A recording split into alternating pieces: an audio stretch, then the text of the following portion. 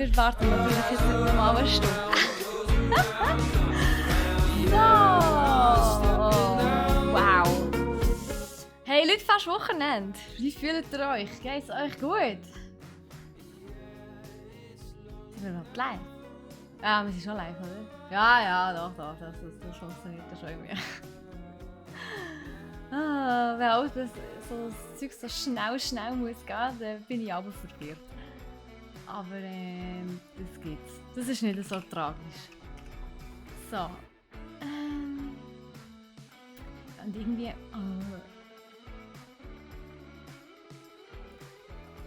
Was ist denn hier los?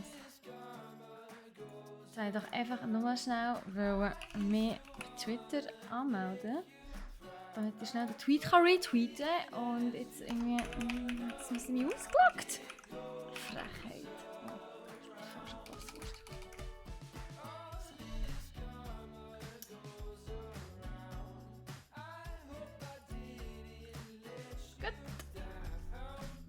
Also, Leute, ich freue mich auf Bayonetta. Ich muss zugeben, ich habe noch nie Bayonetta gespielt. Also die ganzen anderen Games mit Bayonetta 1, 2, 3 sind, glaube ich, PS-Nummer gewesen. Kann das sein?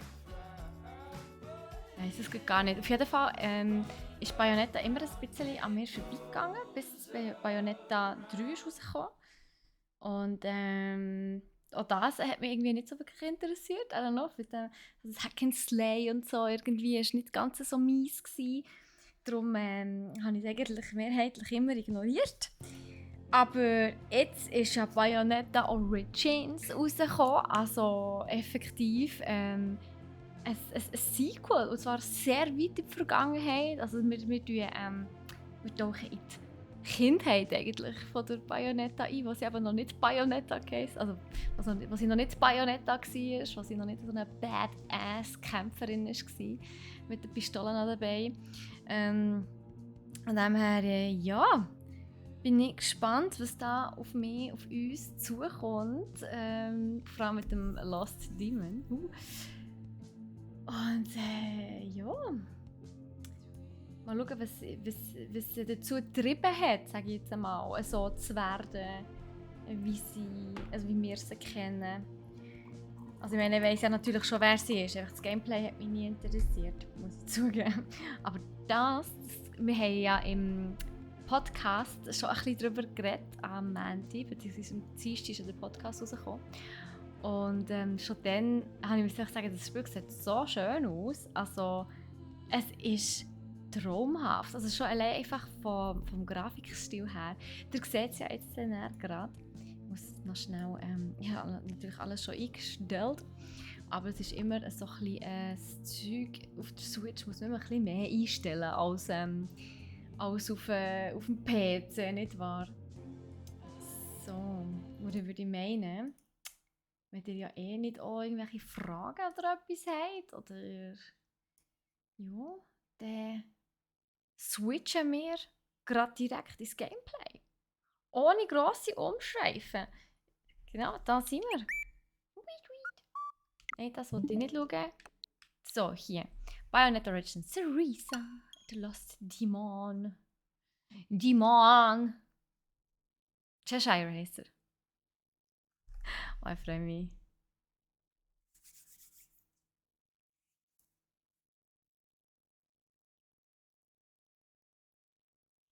Okay, jetzt lädt es so lang. Es ist das erste Mal, als ich das Game starte. Ich habe es erst heute installiert. Von dem her...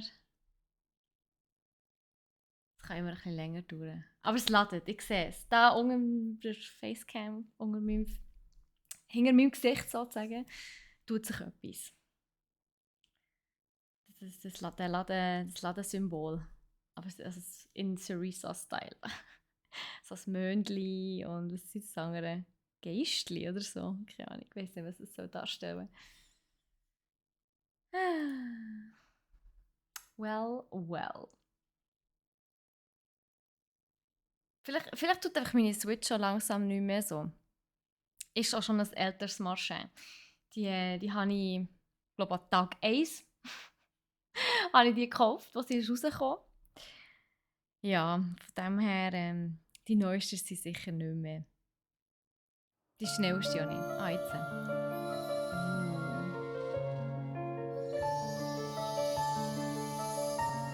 Cereza and the Lost Demon. Cereza. Es tönt schon so wie ein Schauermärchen irgendwie. Also nicht so ein Horrormärchen, eine Horrorgeschichte, sondern so ein Schauermärchen irgendwie. Es erinnert ein bisschen vom Feeling her an Hogwarts, also Harry Potter.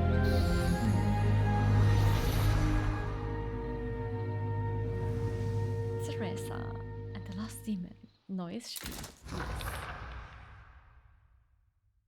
Ich habe gar nicht geschaut, ob ich einfach auf Deutsch wählen kann. Ist ja gleich. Spielen wir es auf Englisch.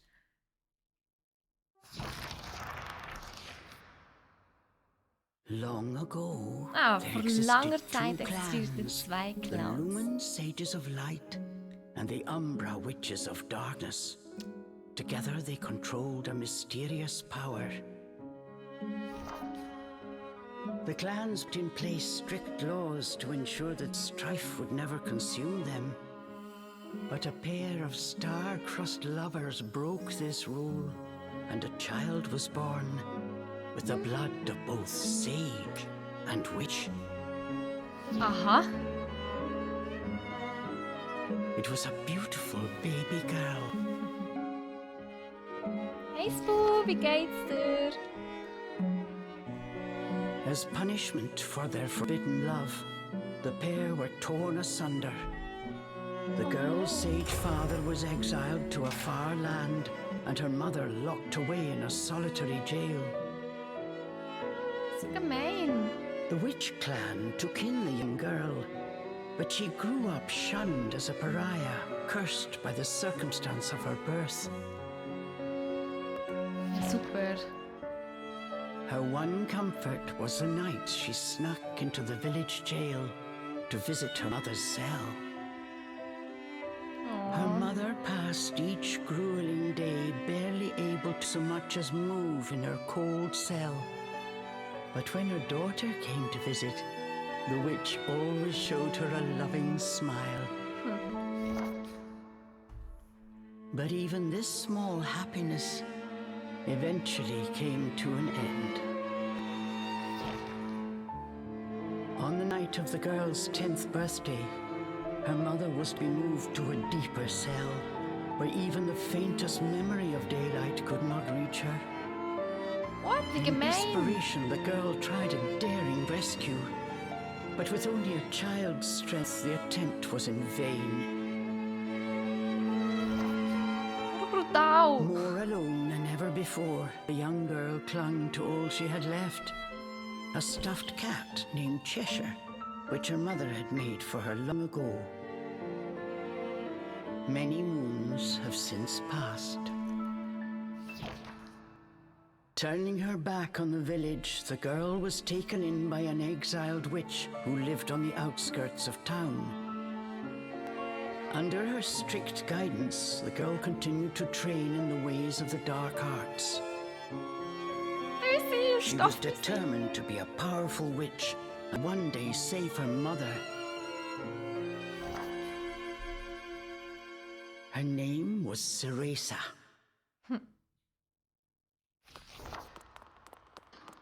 Hey, ne, brutal, hey. So gemein. Spoo, mir geht's ganz gut. Nur ein bisschen Kopfweh. Seit ein paar Stunden. I've got to Janine. hurry. Nice. Wir sind im Game innen, Leute. Wenn es zu laut ist, also es ist relativ laut jetzt gerade, also müssen Leute stellen, damit es versteht. Ich tue jetzt hier ein bisschen runter, falls es zu... Oh, Entschuldigung, falls es zu leislich ist, gebt mir einfach Bescheid. So. Ja, gute Besserung in diesem Fall, Spoo. Hoffen wir, dass sein Kopf schnell wieder weggeht. Mit ihren Haaren kann sie ja easy den Boden fegen. Ja, voll, gell? Das ist wirklich so. Ach komm, gang weg. Will das jetzt nicht mehr fort? Oh, ich hasse das. So mühsam, wenn man kurz drauf kommt, geht es auch nicht mehr weg. So, also mit L tun wir es so bewegen. Ich würde sagen, wir gehen einfach mal am weißen Pfad entlang. Ich finde, das sieht vernünftig aus. Something's there. This place. Ui. Sorry, child.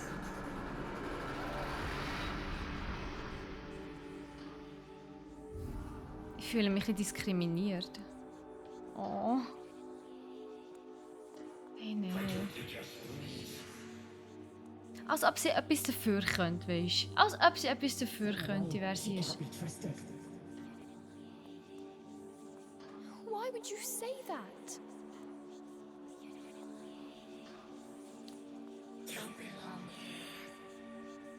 Hey, Swiss AG. Salut, wie geht's dir? Willkommen in unserem Stream. Wir spielen gerade Bayonetta Origins. Ui, ui, ui. Es ist dunkel. She'll bring misfortune to us all. Oh mein Leave Gott. me alone. Das ist ja ultra düster, damit habe ich jetzt nicht gerechnet. Mummy. So muss ich gerade an Bea Verlag denken bei dem Nickname. Ja, aber Bea Swiss AG irgendwie, ja. Oh Mann. Also überspringen wollen wir nicht, nein, automatisch. Automatisch.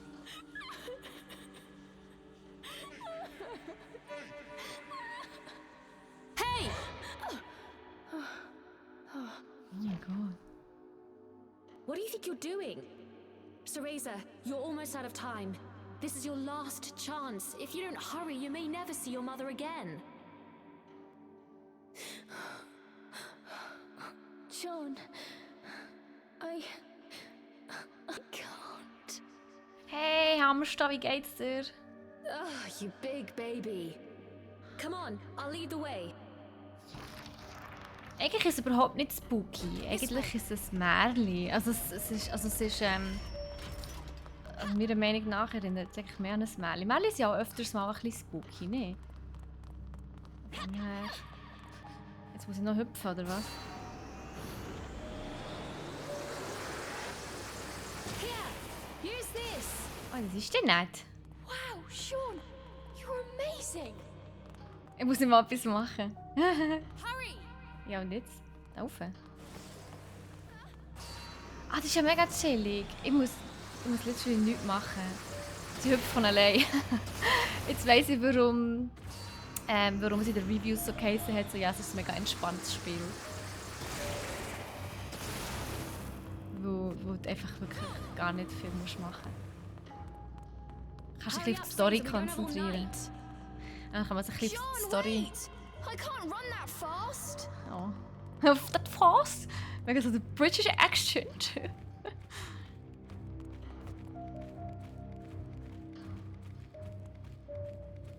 We're almost there. Hurry up. Also Bea, oder? Ja, Bea, oder? Noch nie ein Bayonetta-Spiel gespielt, aber bis jetzt noch Gutes davon gehört. Ich habe auch noch nie ein Bayonetta-Spiel gespielt. Das ist bei mir immer komplett irgendwie... Ui. Es ist immer an mir vorbei. Das hat mich nie interessiert. Aber das Leave ist it halt... to me. You hurry on ahead. Das ist die Vorgeschichte von Bayonetta. I can't do this alone. Auf der Nintendo Switch. Haben wir übrigens auch im Shop. Und als ich das eben gesehen habe, als ich den Trailer dazu gesehen habe, und ich habe mich dann ein bisschen eingelesen für einen Podcast vom Montag, also beziehungsweise Dienstag. Und das hat mich mega cool gedacht. Und dann habe ich gedacht, so, wow, ich will das unbedingt spielen. Ja, und here we go! Just a little longer. Hold on, Mummy. Oh.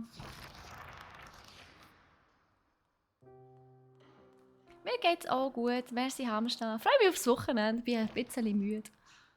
Mache im Moment so einen Online-Workshop, der erst um 11 Uhr am Abend anfängt. Und eine Stunde, 5 bis 5/4 Stunde geht. Gestern ein bisschen spät geworden. Das war am Dienstag der erste, dann Mittwoch, Donnerstag. Heute noch einmal und morgen noch einmal. Uff, Rip, ja, sag nicht. Und gleich 6:30 Uhr am Morgen aufstehen.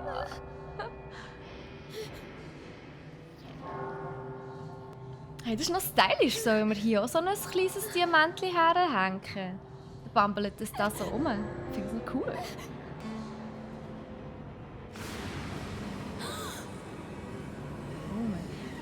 Boah, ey, also... Das Game hat noch tiefe Ansätze. Nicht? What is this? Mega crazy. Don't come any closer! Ah, no!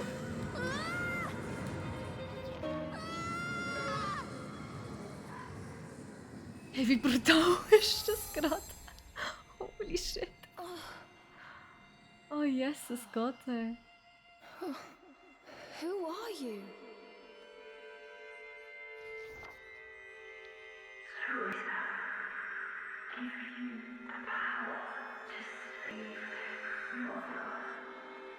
Power?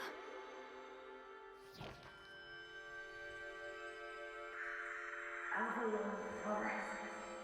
The White Wolf guide you. Der Wald von Avalon. I promise. Okay. Von den Bayonetta Games meine ich, von dem habe ich selber noch nicht viel gehört. Ja, ja, same. Fix, absolut, egal nicht. Aber es ist schon erst vor kurzem rausgekommen, tatsächlich. Es ist ganz, ganz neu. But Ah, das war ein Traum gewesen. Okay, fair. It was a dream Ceresa knew by heart. But this time, something had changed. Ach, wieder ein bisschen lauter. Something has changed, was? Ceresa decided to consult her friend Cheshire. a strange boy appeared and told me something incredible. He said if I went to Avalon Forest, he'd give me fantastic power. If we had that, rescuing Mummy would be a piece of cake. A piece of cake? The Forbidden Forest. Das ist so schön The gemacht. oft-repeated warning love from it. Ceresa's teacher rung in her ears. Avalon Forest is home to fairies, creatures who love to whisk away children. Stay away. Muss man aufpassen, sonst werden wir noch entführt. Where are you, my dear? Oh. Ceresa's teacher Morgana was standing by the door, Die sieht irgendwie her fies aus. frown discernible even from a distance.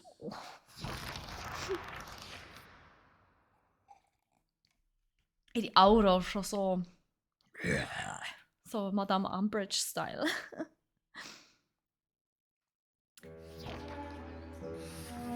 Muss man dann die anderen nicht zuerst gespielt haben? Oh nein, überhaupt nicht. Nein. Was ist die Prüfung bei Vollmond? Okay. Nein, man muss absolut... Oder das hier ist die Vorgeschichte. Das ist da, was sie noch Kind ist. Und man muss absolut keine Ahnung haben von den anderen Bayonetta Games überhaupt nicht.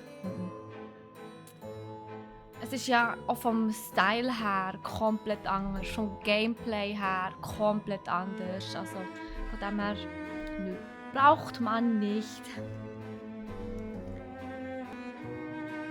Wieso das so spät von Amerika? Von Australien!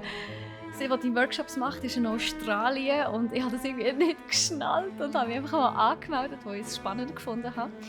Und ja, dann hat sich herausgestellt, so... Ja... 11 am Abend. Gut, es hat zwar ganz viele andere, die es noch härter getroffen hat als mich. Eine, die dabei ist im Workshop, die wohnt irgendwo, keine Ahnung, aber die hat irgendwie 2:30 in der Nacht.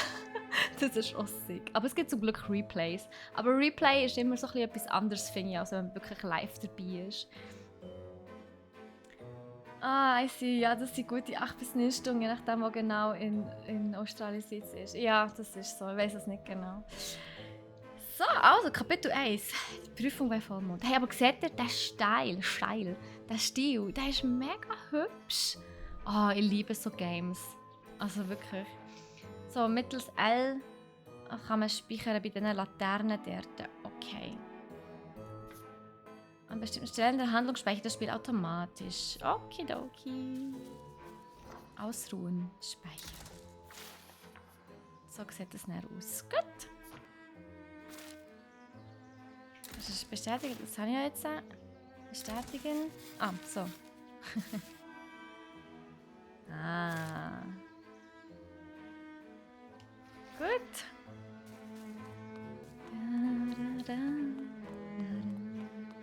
So schön. Oh, die Musik, mega toll. Chores neglected, and I find my apprentice enjoying a beauty sleep. I'm sorry. I just closed my eyes for a second. I was. Ceresa began making an excuse, but Morgana's scowl stopped her in her tracks. Yes, ma'am. I'll get to them right away. But despite her best intentions, Ceresa's gaze drifted back towards Avalon Forest. Ach komm, This gang did not einfach. go unnoticed by Morgana. Die vermisst dich schon nicht. Schau dir sie an, die ist schon If gemein. I've told you once, Cereza, you must never enter that forest. With your current abilities, you would soon become a snack for one of the fairies who live there. Ein Snack. Wie nett. Ich bin ein bisschen mehr als ein Snack. Ich bin mindestens eine Mahlzeit I mit know. Dessert. Well then, stop your dreaming and finish those chores before moonrise, young lady. All right. Water from the well. Coming right up. A simple yes will suffice, Cereza. Off you go. Despite her strict exterior, Ceresa had grown attached to her teacher. Morgana had also been cast out of the village. She understood Ceresa's pain, and her stern treatment came from a place of love. Ah, in dem Fall ist sie einfach streng, okay. Wo sie das Gleiche durchgemacht hat wie sie, alles klar. Vielleicht wollte sie sie vor gewissen Sachen beschützen und bewahren, das kann natürlich gut sein. Das würde auch erklären, warum sie gemein ist. Ceresa often reminded herself that these chores were all part of her training. Eager to please her master, she hurried off towards the well.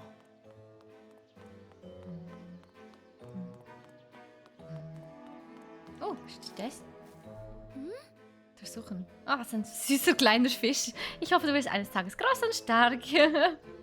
Oh Mann. What's this? Ich frage mich, ob Morgana diese Laternen selbst ausgesucht hat. Scheint, als hätten wir einen ähnlichen Geschmack.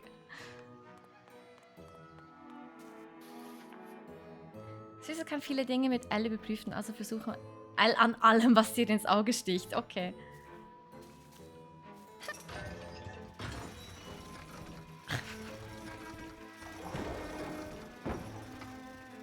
Das ist so geil.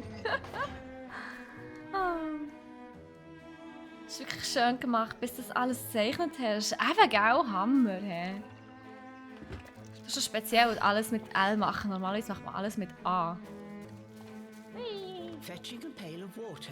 It may seem like a simple chore, but it requires a fine sense of control, making it perfect for Umbran training.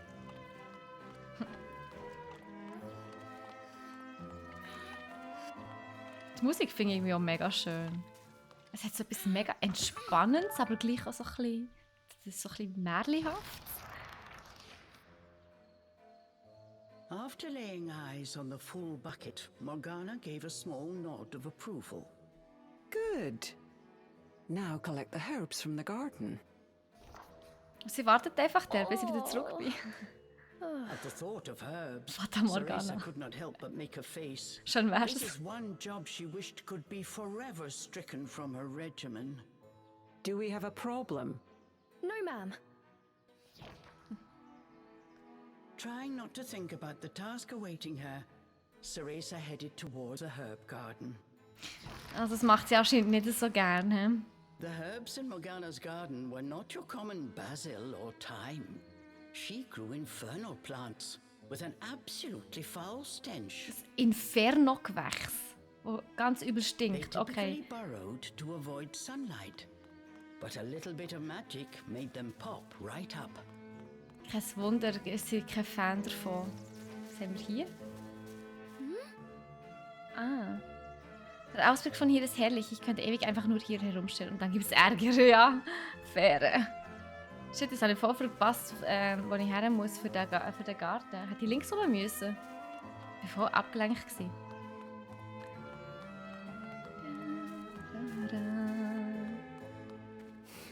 Das Tür führt zur Stadt. In die will ich gar nicht. Okay. Okay. Dann fahr doch dort runter. Irgendwo runter. Ja, das mit dem irgendwo runter habe ich eben auch mitbekommen. Aber wo genau habe ich nicht geschnallt. Dort geht es rauf. Ich denke mal, hier wird es irgendwo gegen runter gehen, oder? Ja, von hier.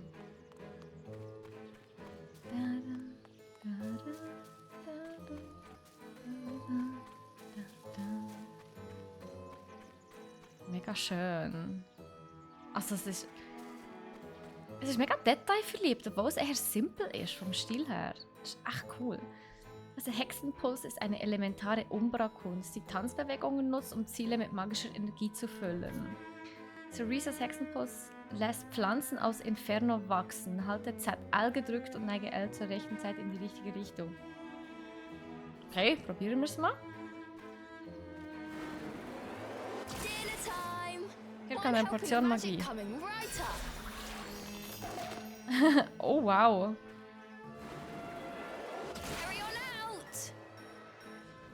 Was? Okay. Wenn die Hexenpuls Schwierigkeiten werden, kannst du auch einstellen, dass Syriza sich automatisch...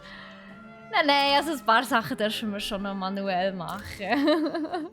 muss ja nicht alles das Game übernehmen. Just a bit more. So. Dann noch hier. There we go.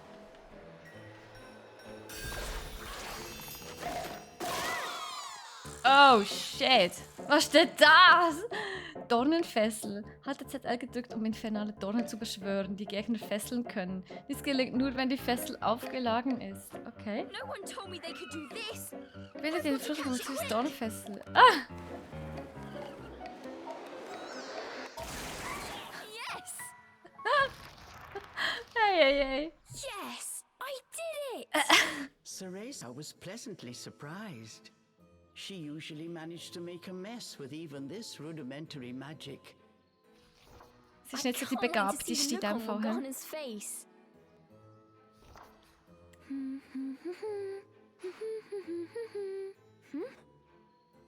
Cereza hummed a happy tune while picking the herbs. As she bent down, she noticed a pretty flower growing amongst the weeds. Those flowers would really bring out the colour in Morgana's eyes. Oh jö, wie herzig.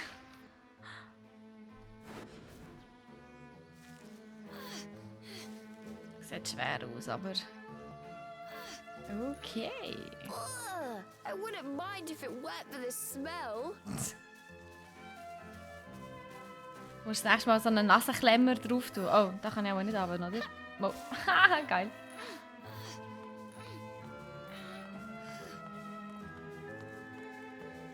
Dann rennt sie noch, würde auch ein Krüche oder so. Das sieht verdammt schwer aus.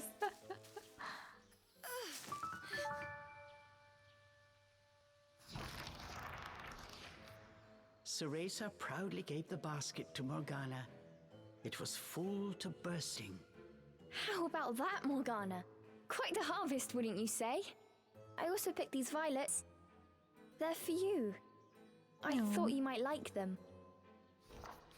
Atop the herbs lay a small wreath. Morgana glanced down at it. Her expression unchanged, she spoke to Cereza in her usual tone. Do not expect praise for this sort of perfunctory performance. Oberflächliche Leistung. Your hair today seems to have lost its sheen. Do not tell me that in addition to your outdoor tasks, you're also neglecting your hair. No, ma'am. It's next on my list.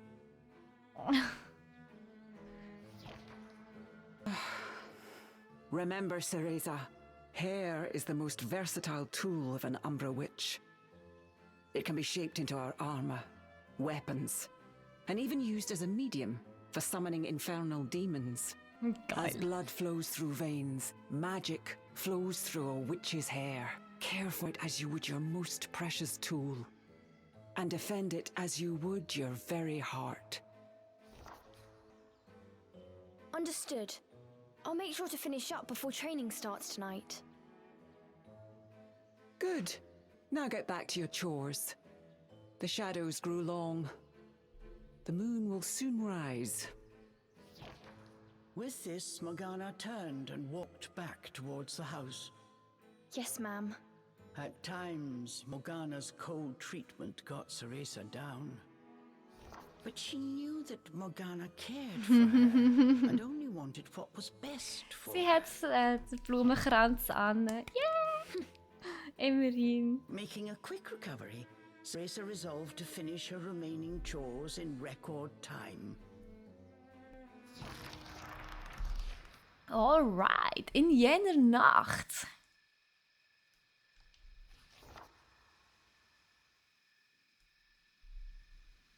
Almost time for today's training.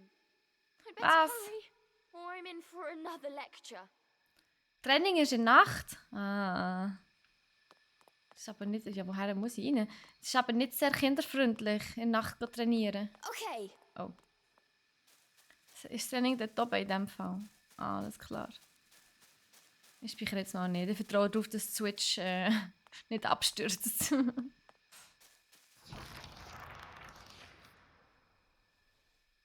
With the household chores complete, it was time for Cereza's daily training in the dark arts. Today, she was finally going to get a chance to attempt a spell she had been practicing for weeks, summoning an infernal demon. Oh, wow. For today's training, I will give you a little help. Before even learning what it did, Cereza was captivated by the intricate brace. Es glitzert. This is a tool for those who have yet to master the flow of magic. Ah, das ist zum Furthermore, Magie kanalisieren. We train under the full moon of the bisextile night, when the dark energy we Umbra harness is at its zenith. Are you listening, young lady? You seem determined today. Perhaps I should let you nap more often. Yes, ma'am. Cereza's spirits were high. She was determined to succeed. Ja, Naps sind wichtig. Nickerchen können sehr motivierend sein. Tozu! Also viel Gamen habe ich noch nicht müssen. Cereza flawlessly performed the summoning dance. Until Oh. Jetzt geht sicher etwas schief.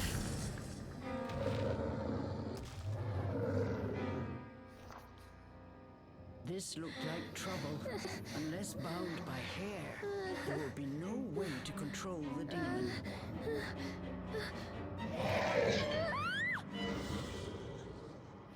Jetzt wissen wir, warum sie so lange Haare hat. The demon turned to ash mere inches from Cereza.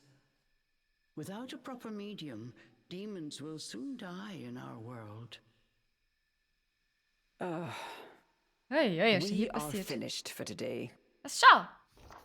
Was ist passiert? Let me try again. Please. Morgana turned and walked away, ignoring her pupil's desperate plea.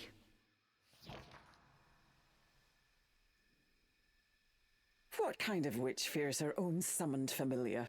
I was foolish to think you were ready for this training. Naja, wenn sie einmal angreift, das ist schon ein bisschen Morgana spooky und told scary. Cereza to put away the magic brace before heading back to the house. Ich wette, sie probiert es einfach nochmal auf Long eigene after Faust. Morgana was gone, Cereza sat moping in the garden. Out of habit, she shared her troubles with Cheshire. Oh. Forget returning to the village and saving Mummy. At this rate, I'll never even become a witch. All of a sudden, the words from the boy in her dream echoed in her ears. Teresa, give you the power to save Mother. Avalon Forest, the White Wolf guide you. Also ich muss sagen, bis jetzt ist es voll so ein Avalon Game, Forest. wo ich... Ceresa's eyes wandered Oh. back to the Was forest. ist da passiert? Wo but ich voll so those würde repeated spielen... warnings left little room for ambiguity. And yet... Und jetzt, ja. Es ist voll so ein Game, das ich würde spielen so anstelle einem Film am Abend irgendwie oder am Wochenende irgendwie. Wo du so einfach auf dem Sofa hockst, so ganz gemütlich auf dem Sofa chillst und dann ja, spielst das Game, musst dich nicht gross anstrengen, kannst ein bisschen der Geschichte zuhören. Ich finde es mega schön, finde ich richtig angenehm. I like it. Wie gefällt es euch bis jetzt? Chat, findet ihr es... Also ich meine, klar, viel Gamen habe ich noch nicht müssen, aber ich glaube, wir sind noch so ein bisschen plus, minus also am Tutorial. Wir müssen es sicher noch mehr machen, aber ich finde es ultra gemütlich. Gell, das ist halt cute. Ja, finde ich eben auch. So, von der Lautstärke ist mir einfach aufgefallen, es ist wirklich ein Game, das eigentlich nicht so für Streamen gedacht ist, weil sie die Stimme und die Musik sehr gut ausbalanciert haben. Also, die Musik wird immer leisiger und die Stimme wird etwa gleich laut, wie die Musik schon ist, wenn keine Stimme da ist. Also, weißt du, was ich meine? Es ist sehr gut ausbalanciert von der Lautstärke her.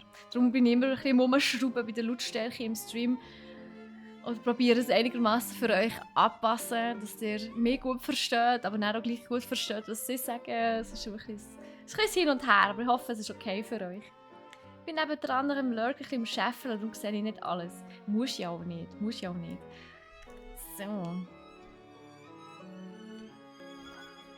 Morgana is always dangerous this and stay away that.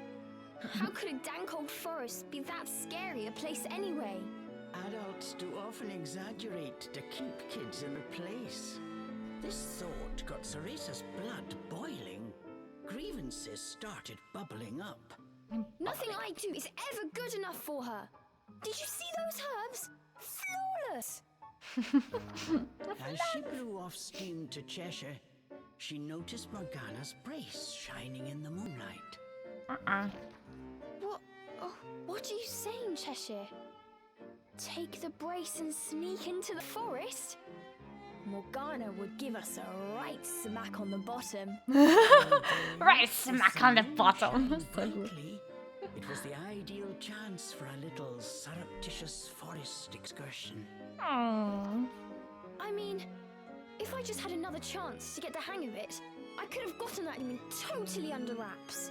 With a demon by her side, eviscerating a fairy or two would be child's play. That's it! I'm going to that forest! And when I come back with that fantastic power, Morgana will take back everything she said about me not being ready. Let's go, Cheshire. Next stop, Avalon! Alright. Gehen wir weiter. Oh, da ist was zum Anschauen. Vielleicht ist es ja eine Wünsche erfüllende Kerze. Bitte, liebe Kerze, lass meine Träume in Avalon wahr werden. Okay.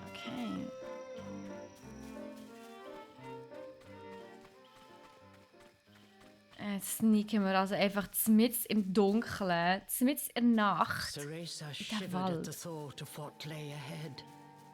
But curiosity got the better of her. Curiosity killed the cat, schon mal gehört. Ich glaube, der noch im Feisteren. Hey.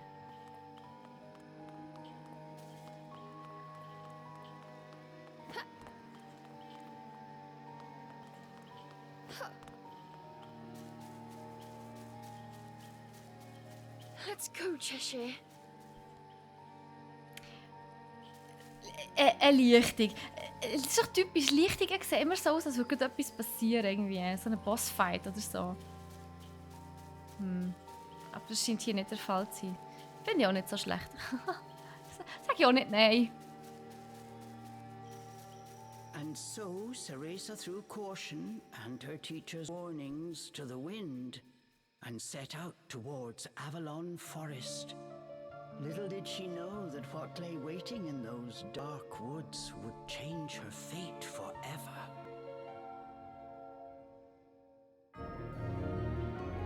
Okay, aber das ist die Einleitung jetzt von gewesen. Das Intro. Cereza and the Lost Demon. Demon.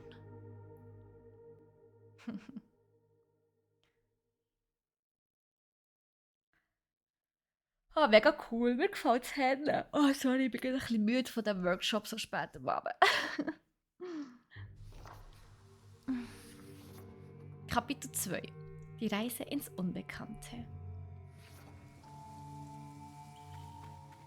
Massive Flüsterpfad. trees blocked almost all light from the moon. An eerie silence enveloped Teresa. She cautiously ventured onwards. Also wir Plus drücken. Aha. Dann sehen wir hier die Karte. Geht tiefer in den Wald. Status. System. Audioeinstellungen. Effekte, Musik. Macht die Musik ein bisschen leislicher. Und die Sprache zwar ich auch ein bisschen. Nein, die Sprache ist gut, wie sie ist.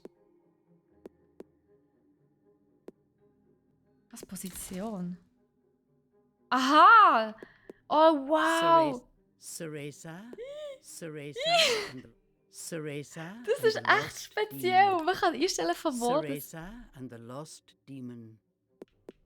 Ceresa and the Lost Demon. Ich finde hinten fast am Cereza angenehmsten. Das ist ja and the echt Lost- interessant. Man kann einstellen, dass sie von links oder von rechts erzählt, so als würde jemand neben einem sitzen. Das ist ja echt crazy. Vor allem so mit Kopfhörer. Mega cool.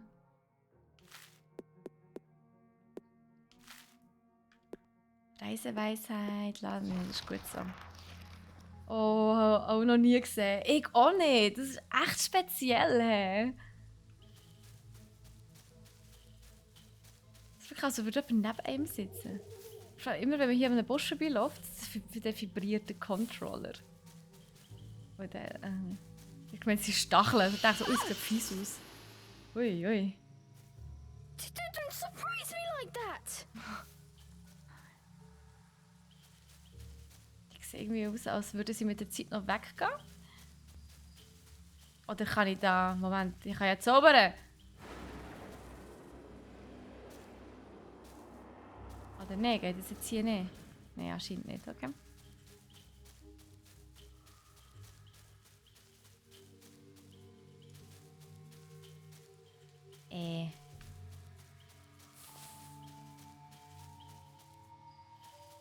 Ich muss aber doch dort durch.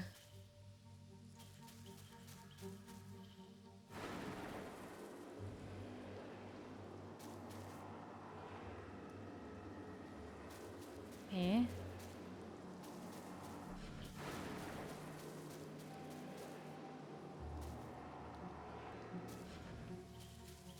Also bin ich jetzt doof? Wieso geht das nicht? Oh, hier komme ich irgendwie nicht weiter. Da komme ich auch nicht weiter, hier auch nicht. Hier auch nicht. Ja, ich muss dort durch. Aber ich habe ja nur die... Hä? Das ist doch vorher gegangen, wieso geht es jetzt nicht?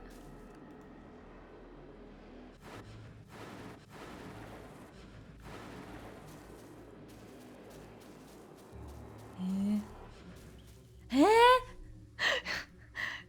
Help! Bin ich unfähig oder warum geht das jetzt hier nicht?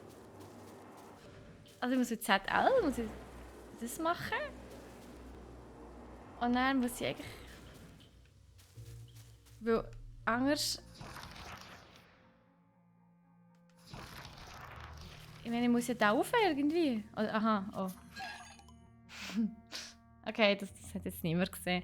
Onyxrose, cool! Blüte einer schwarzen Rose, die in Inferno blüht. Spubs!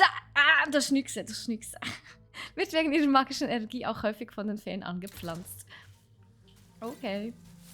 Nein, Spub, du hast nichts gesehen. Ich wollte sagen, vielleicht musst du für dich was stärker sein oder so, ja. Wahrscheinlich, aber was hätte ich denn schon stören können, so weißt du? Oh Mann. Ganz schön hoch, okay. Wenn ich hier runterfallen würde, puh.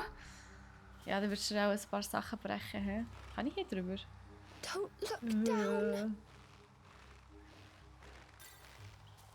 Come on, Cereza. One foot in front of the other. Du schaffst das. Oh, die Eulen. A plant from Inferno. Ah, jetzt. I wonder how it will respond to my magic.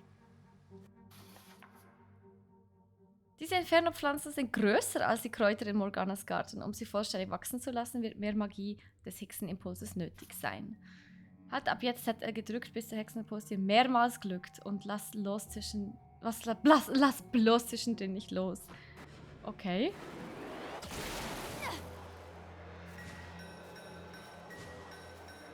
Also.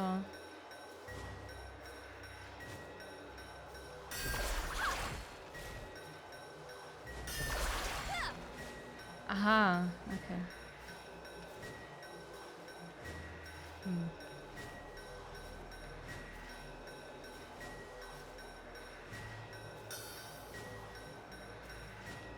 Hä?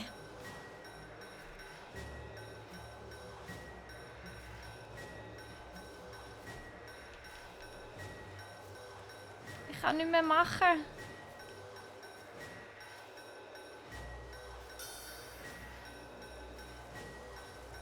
Ich kann nur noch das unten machen, aber das oben nicht mehr. Hä, hure weird.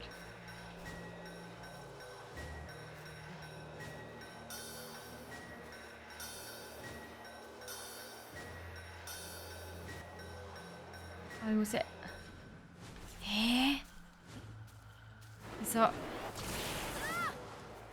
Oder muss ich alle...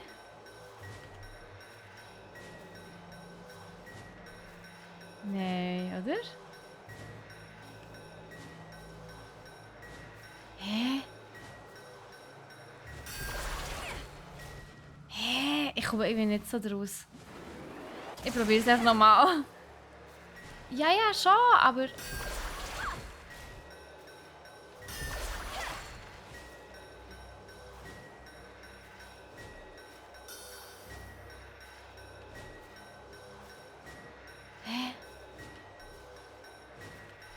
Also links oder rechts muss ich nicht. Ich muss entweder hinten oder irgendwie... Also der hinten geht ja, aber der vorne geht nicht mehr.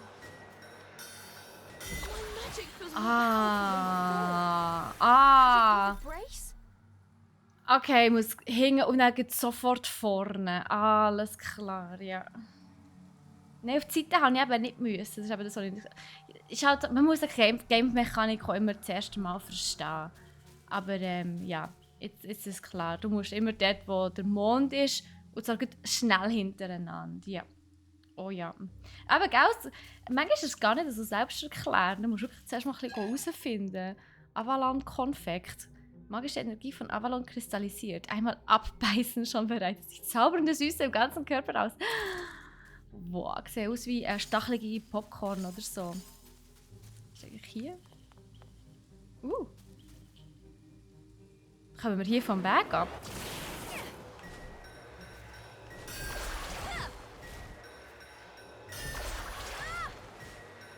Also so nervt. So, okay. Wee. Ah! So, und dann da rauf und dann da. Ein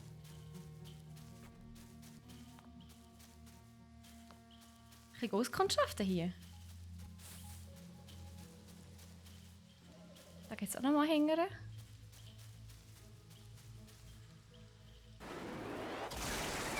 Haha. Noch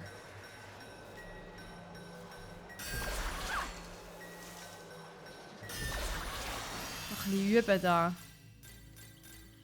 Die sieht aber witzig. Also, sie sehen irgendwie fies aus, die Pflanzen da. Nee, schau mal. Gemein. Sie erinnern mich an Stranger Things irgendwie.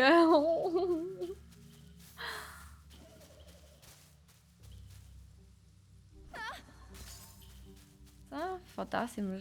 Also wären wir gekommen. Genau, da sind wir dann rechts abgebogen. Wunderbar. So. Oh, unser erster Boss und ein Küngeli. Und die Pflanze frisst sicher gerade das Küngeli. Oder auch nicht? Ceressas Lebenskraft. Also die Blütenblätter in der unteren linken Ecke zeigen Ceressas Lebenskraft an. Sie nimmt ab, wenn Gegner Ceressa treffen. Ja, dann habe ich angenommen, ja. Verliert Ceressa ihre gesamte Lebenskraft, endet ihre Geschichte. Achte daher stets auf ihre bleibende Lebenskraft. Okay.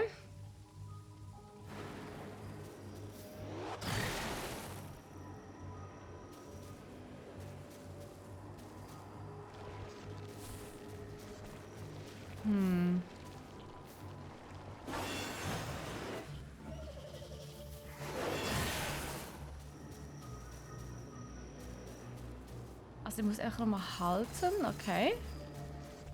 Ah, gehen wir mal da durch, okay.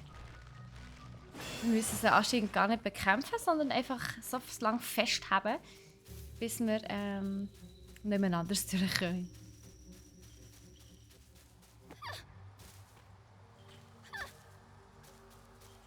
Jetzt ist es noch nebelig. Looking into Ah. the dark underbrush, Ceressa could not shake the feeling that someone was looking back. As the wind rustled the leaves, it sounded just like a rasping voice whispered in her ear. I can't turn back now. I'm going to become a witch. And save Mummy. Es sieht so aus, als würde man halluzinieren. Seht ihr das? Als wäre man irgendwie auf Drogen oder so.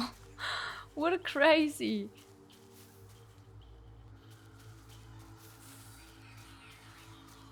Oh.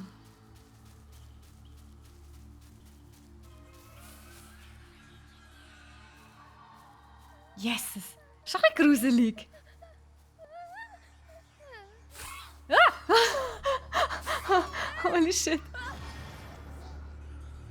Bist du Freund oder Feind? Feind, das greift uns an. Okay. Oh no!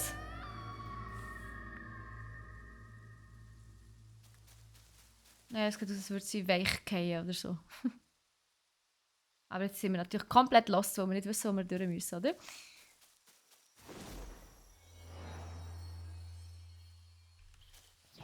So, tun wir mal speichern schnell hier.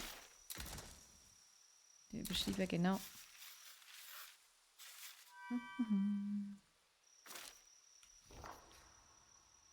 Okay. Ja. Laufen wir den Weg mal weiter? What was that? Must have been a rabbit or something. Irgendwie Right, sieht's aus- Cheshire? Als würde da. Also, es sieht aus wie ein Gefängnis irgendwie.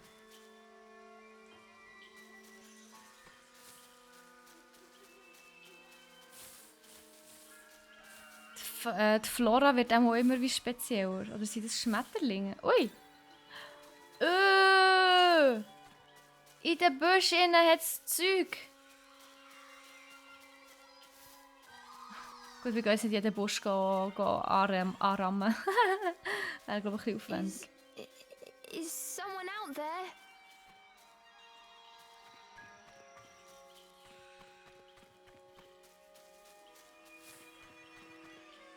Sind das Blätter oder sind das irgendwie Schmetterlinge? Komische.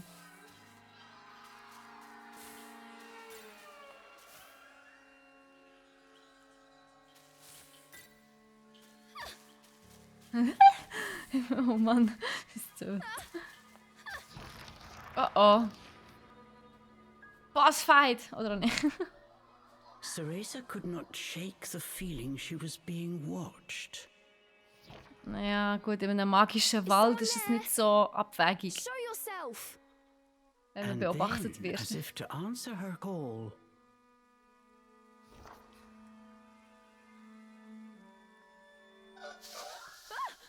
Was zum Henker ist das? Bewohner des Waldes, Aossi.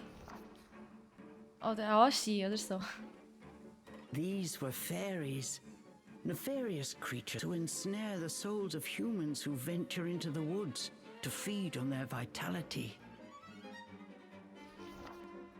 This time there was nowhere to run. Uh-oh. Ceresa was backed into a corner. Magic! Please work this time. Darfst Fingers auch keine crossed, Angst haben. Ceresa prepared to use the summoning spell she learnt from Organa. You can do this. Torzu! Puff. Oh shit. Ja, gesagt, Even dass after the das nicht viel summoning passiert. circle had faded away, no one had answered her Oh, call. scheiße. Die Arme. Die lachen sich sicher voll aus. Did everything right. So gemein. Sie lachen es einfach aus. The das fairies ist Mobbing. resumed their sinister mission. All at once, they jumped at Ceresa, weapons poised to strike. She shut her eyes tight and prepared for the worst. A moment passed, and then another. But she felt not so much as a pinprick. What? Boah. Who are you? Das ist der Lost Demon. Chomp! Oh. Das ist That beast, fies as gewesen. dark as a moonless night. Had it all been a dream? Ich glaube es nicht. You don't think... Could that have been... But before Ceresa could finish her question,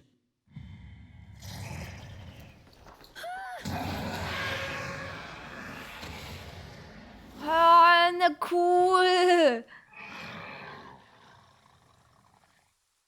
I like. Kleines Maul. Winzig. Cheshire?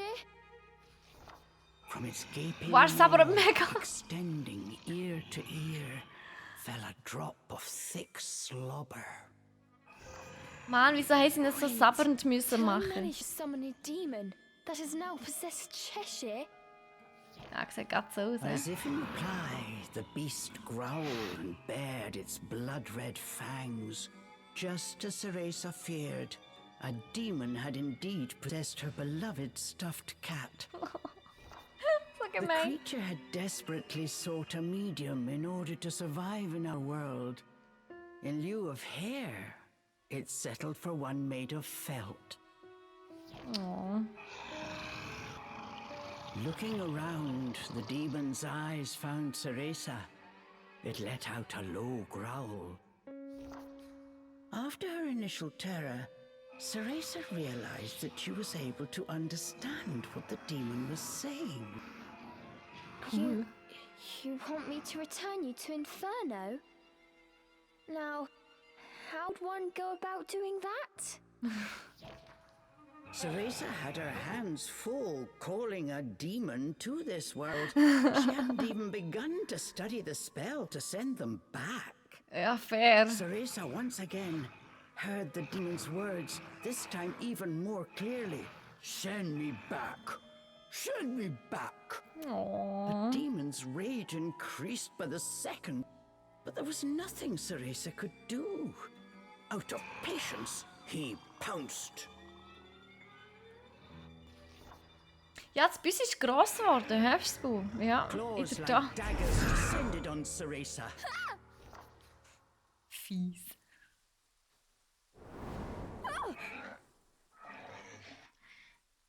Hm. Kann er nicht, hä? But what have we here? The demon had stopped cold. As if bound by an invisible force, no matter how he struggled, he was unable to touch Ceresa. Calm Okay. down. You're going to burst the seam. Don't worry, I'll send you home. Once I figure out how. I'm on my way to get a fantastic power. With that, sending you back should be a piece of cake. Ein Piece of Cake. Schon wieder da. Giving up his attack, the demon turned his attention elsewhere. Intrigued but a little scared, Ceresa decided to follow a bit behind.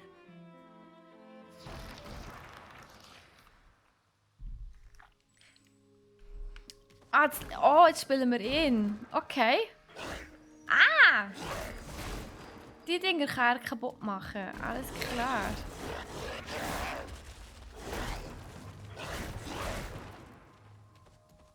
The demon ran through the forest, searching for a way home.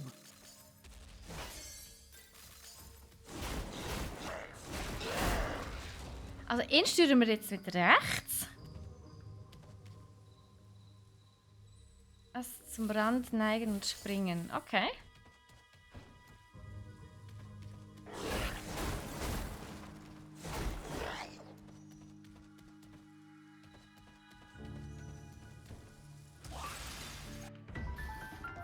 Kampfgrundlagen. Mit ihm können wir kämpfen. Okay. Die scharfen Krallen und Zähne des Dämons machen mit Feen kurzen Prozess. Schlage mit ZR zu und zeige deine höllische Macht. Alles klar. The demon leapt towards the fairies.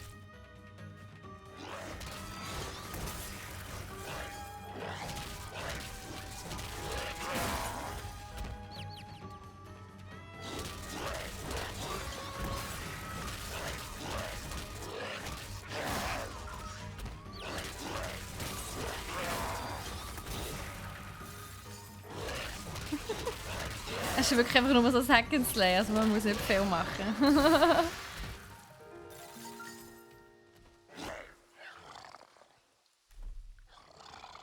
Was ist denn das?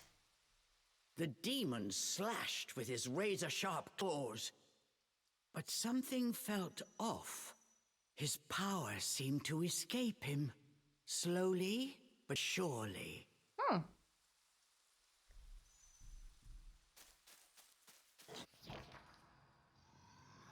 What's wrong? The demon bared his fangs.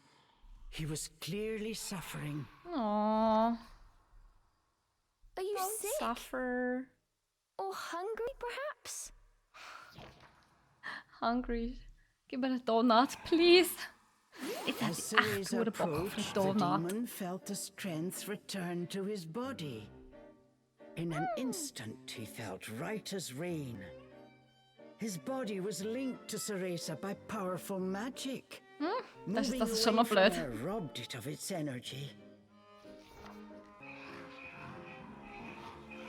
What's that? I need to stay close to you? I've never heard of a spell like this before. How do you plan on getting me back to Inferno? The demon demanded. We first need to find a white wolf. He'll show us the way. Leave it to me. I'll find him, said the demon as he clambered to his feet. I'm Cereza.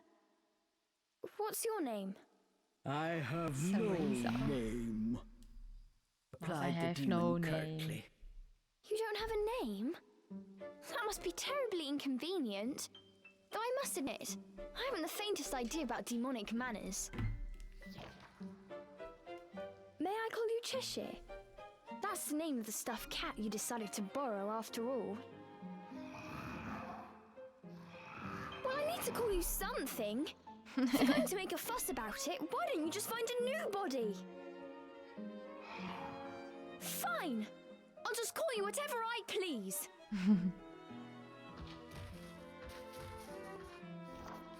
And so these strange companions set off in search of the White Wolf. What mysteries await in Avalon Forest?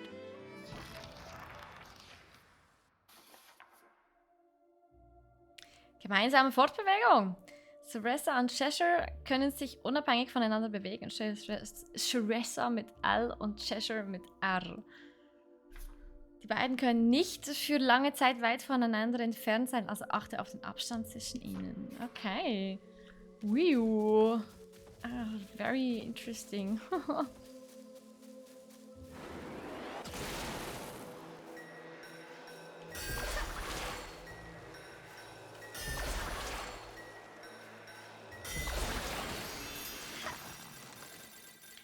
Interessante. The demon seemed to have Pflanze. calmed down. Remembering that he could not touch her, Ceresa breathed a sigh of relief.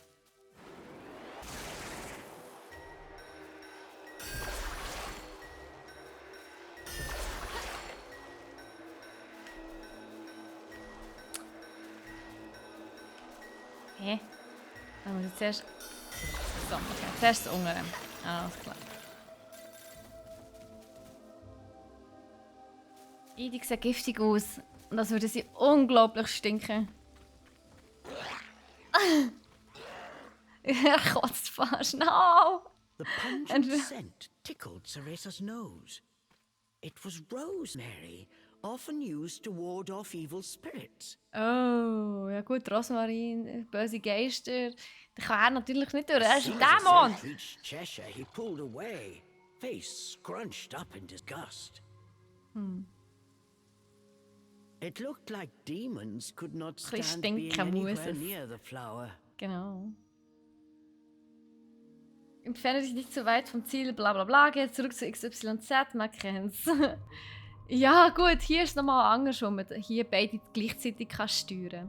Da Rosmarin, da Cheshire ein Dämon ist, kann er Rosmarin nicht ausstehen. Taucht dieses Kraut auf, muss er sich aus einen anderen Weg suchen. Okay. Ja, dann gehen wir doch da rauf. Kann nicht da rauf. Ah, so.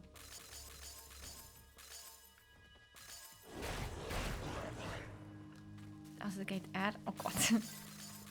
Er geht da durch. Und sie geht dort durch. Fair. Jetzt braucht man da noch 2 verschiedene Hänge. Oh Gott. Koordination im Brennen. Da kommt einem das Gitarre spielen oder das Piano spielen oder so. Ah, da muss ich auch helfen. Noch das Gute.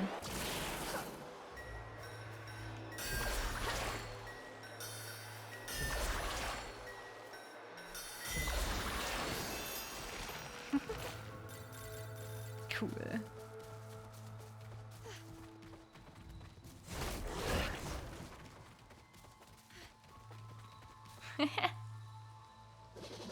Ah, da ist die Pflanze wieder.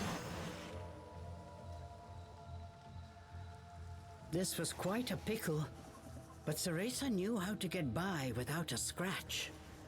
Ja, sie hat ihn fest und er haut drauf, oder? Macht Sinn.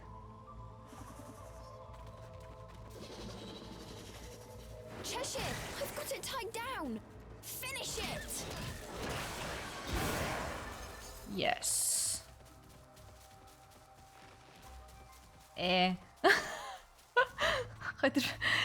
Okay, das ist noch sehr viel komischer, weil sie tun ja mit dem linken Stick steuern und ich mit dem rechten Stick. Und wenn sie aber rechts läuft und er links, das ist nochmal verwirrender. Hey. Ah.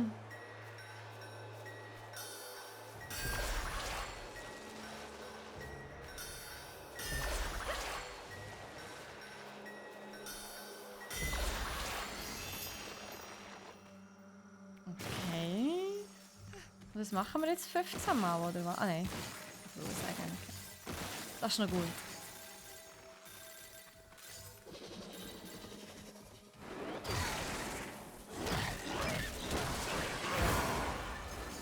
Nice. I'll go first to make a path. You wait here. Er ist voll cool! Nein, nein, nein, nein, nein, nein, nein, nein, nein!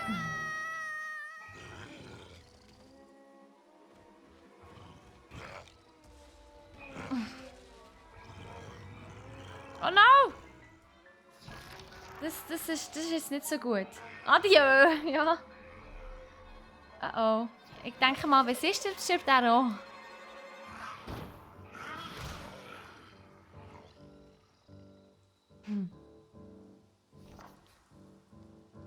Stop! Cheshire!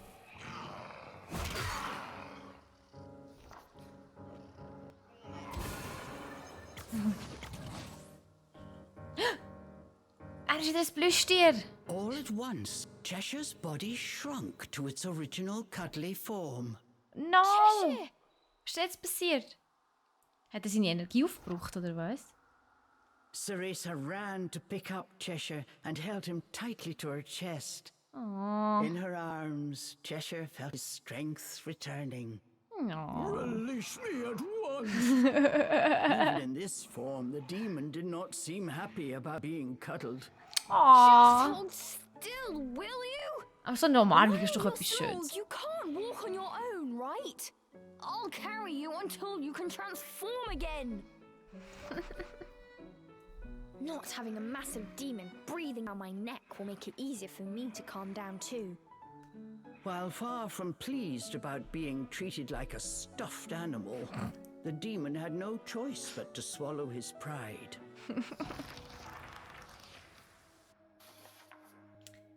In seiner Plüschtiergestalt kann Cheshire von Ceresa Aufgaben getragen werden. Wenn ihr im Knuddelmodus unterwegs seid, kannst du Ceresa mit L bewegen und Cheshire mit R ausstrecken.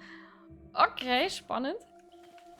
Ah, Even with you in there, Cheshire still weighs the same as before. so geil.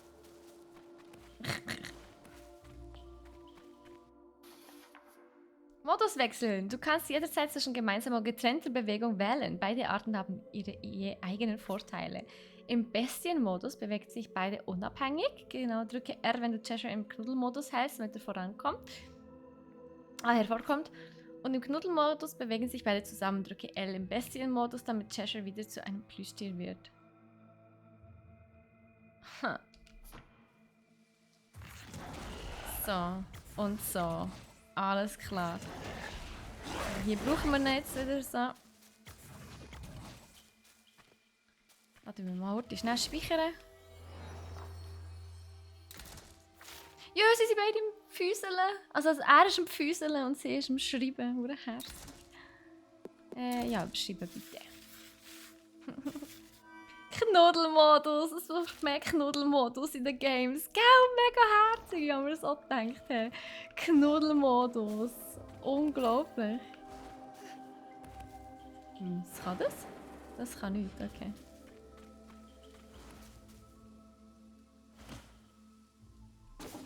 Ui! Ah, ist ja voll cool! Oh nein, nicht das. Da, Knuddelmodus. So.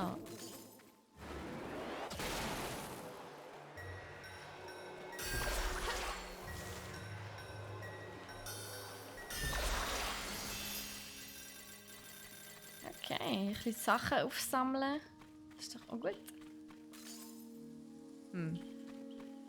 Da kann sie aber nicht runter. Okay, das ist auch ein bisschen hoch. Dann müssen wir da runter. Okay. Wobei, nö, wahrscheinlich, nicht das. Da, zurück in den Knuddelmodus, komm. Das hier muss ich machen, so. Wobei, ich will eigentlich da noch schnell die Pflanze hier anschauen. Ja.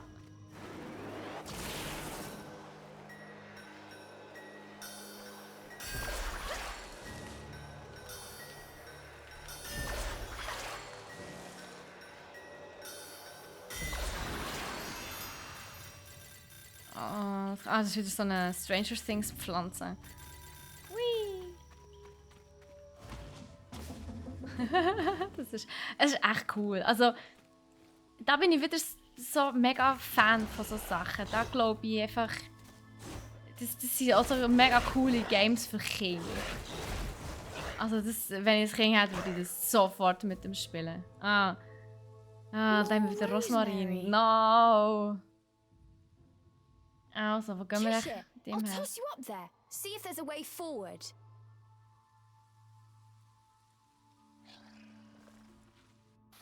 Zurück im Knuddelmodus in dem Fall. Im Knuddelmodus kann Cheshire mit L an höher gelegene Orte geworfen werden. Zurück in Knuddelmodus, let's go!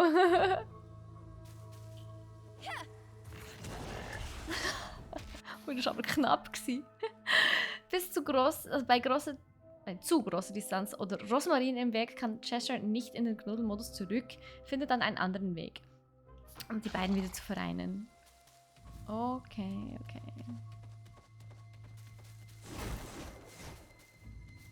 Sie kommt dort ja gar nicht weiter. Okay. Ja, machen wir das so.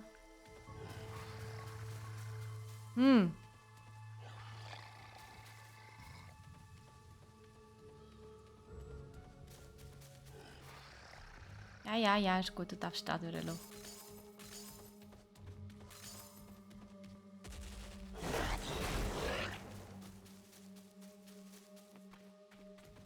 Ich gehe jetzt aber trotzdem noch schnell hier rauf. Habe ich da nicht noch etwas gesehen? Was war das auf der anderen Seite? Ah, genau, hier. Die da hier. Wobei, ich muss doch sehen, eigentlich, also beziehungsweise eh nicht hier. Aber, was ist, ernsthaft, das ist weit auseinander. Willst du mich verarschen? Naja. So. Nein, warte, Angst. Da. Jetzt muss ich in wieder den Knuddelmodus und dann wieder da rauf. Okay. Gut. Der Knuddelmodus, I love it. Also komm zurück. Zurück in den Knuddelmodus.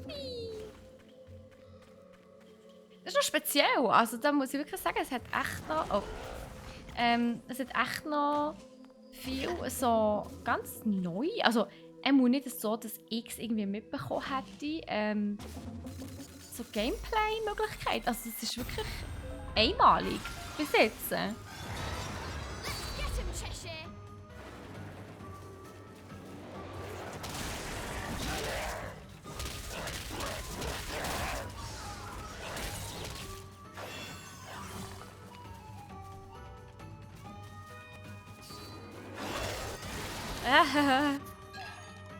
Was? Magie-Schmetterling? Ein violetter Tropfen in Schmetterlingsform, der deine Umbra-Künste ein Stück auflädt. Okay, spannend.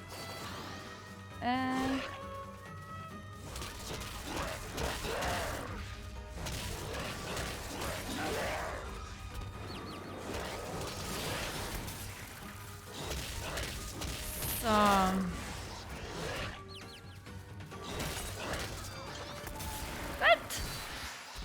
Haben wir es auch geschafft. Yeah! Wir sind ein gutes Team.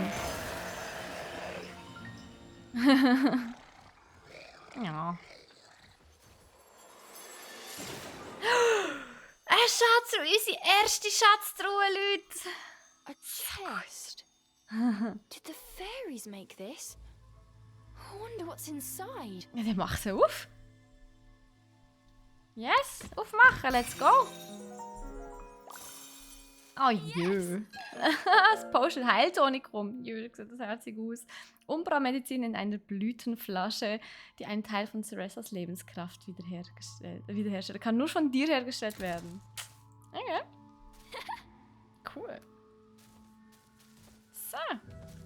Und mit zwei hübschen... Wir gehen weiter, würde ich sagen.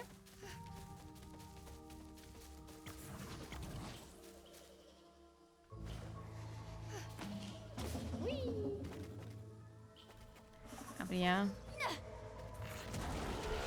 Oh, das ist schon knapp. Es ist nicht so eine gute Schützin, hä? Ich kann das sehen. Also, sie trifft nicht so gut.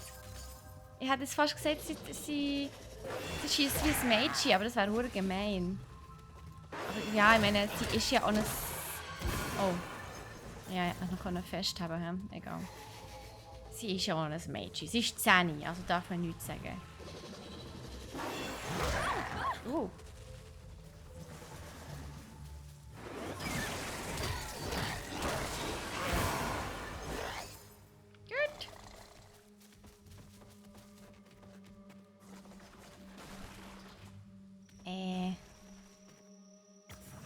Sie gehen jetzt wieder aufschießen. Anscheinend, hä? Okay. Ah, da ist Rosmarin. Okay.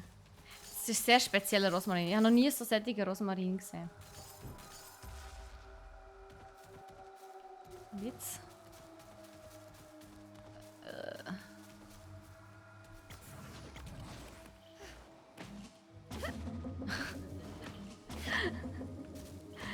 Das ist schon cool.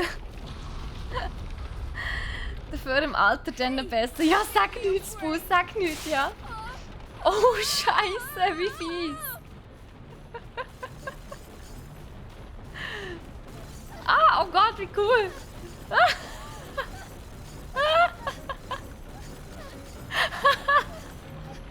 Nein, nein.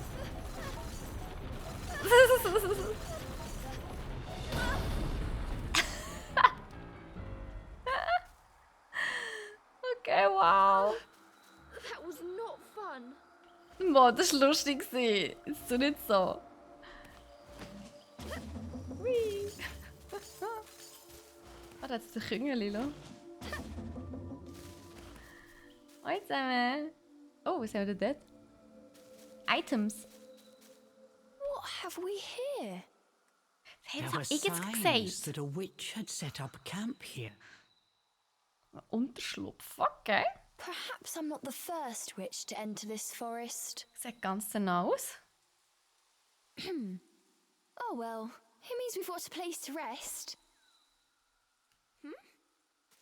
Look what we have here. Es würde mich jetzt also echt auch wundern, was das ist. Das Einzige sieht aus wie eine Alraune. Was ein gebackener Gecko. In gelbem Kristall eingeschlossene Zutat, die interessanterweise je nach Backstufe unterschiedliche Auswirkungen haben kann. Horn des Einhorns. Schisch.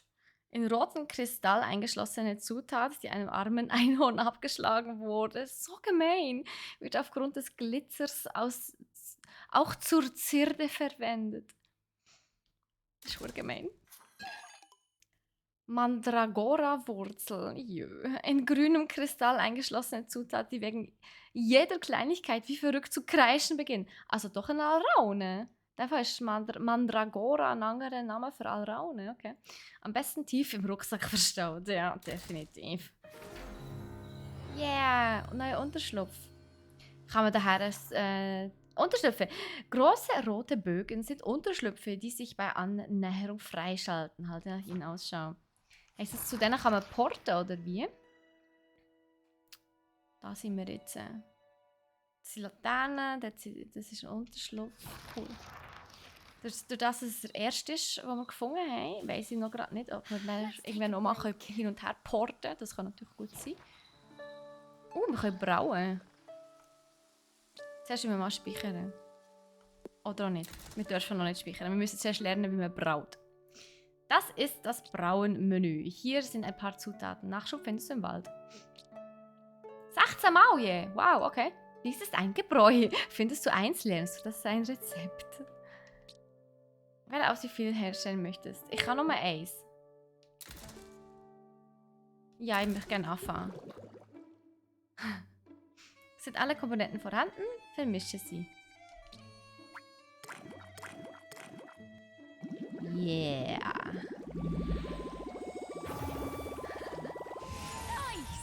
Nice. Perfekt. Medizin in einer Blütenflasche. Ich möchte es gerne nicht überprüfen. Prüfe mit Y, was du brauen kannst. Ja, gar nicht im Moment. He? Gut, jetzt würde ich aber gerne speichern. Danke.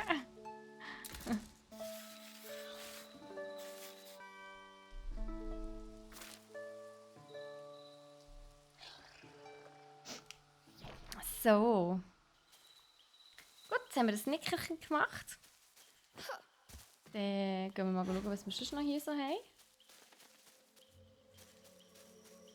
Hier ist also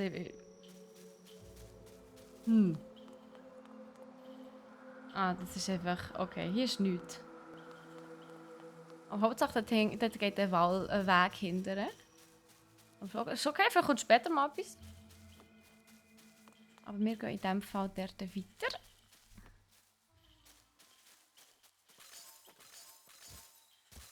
So.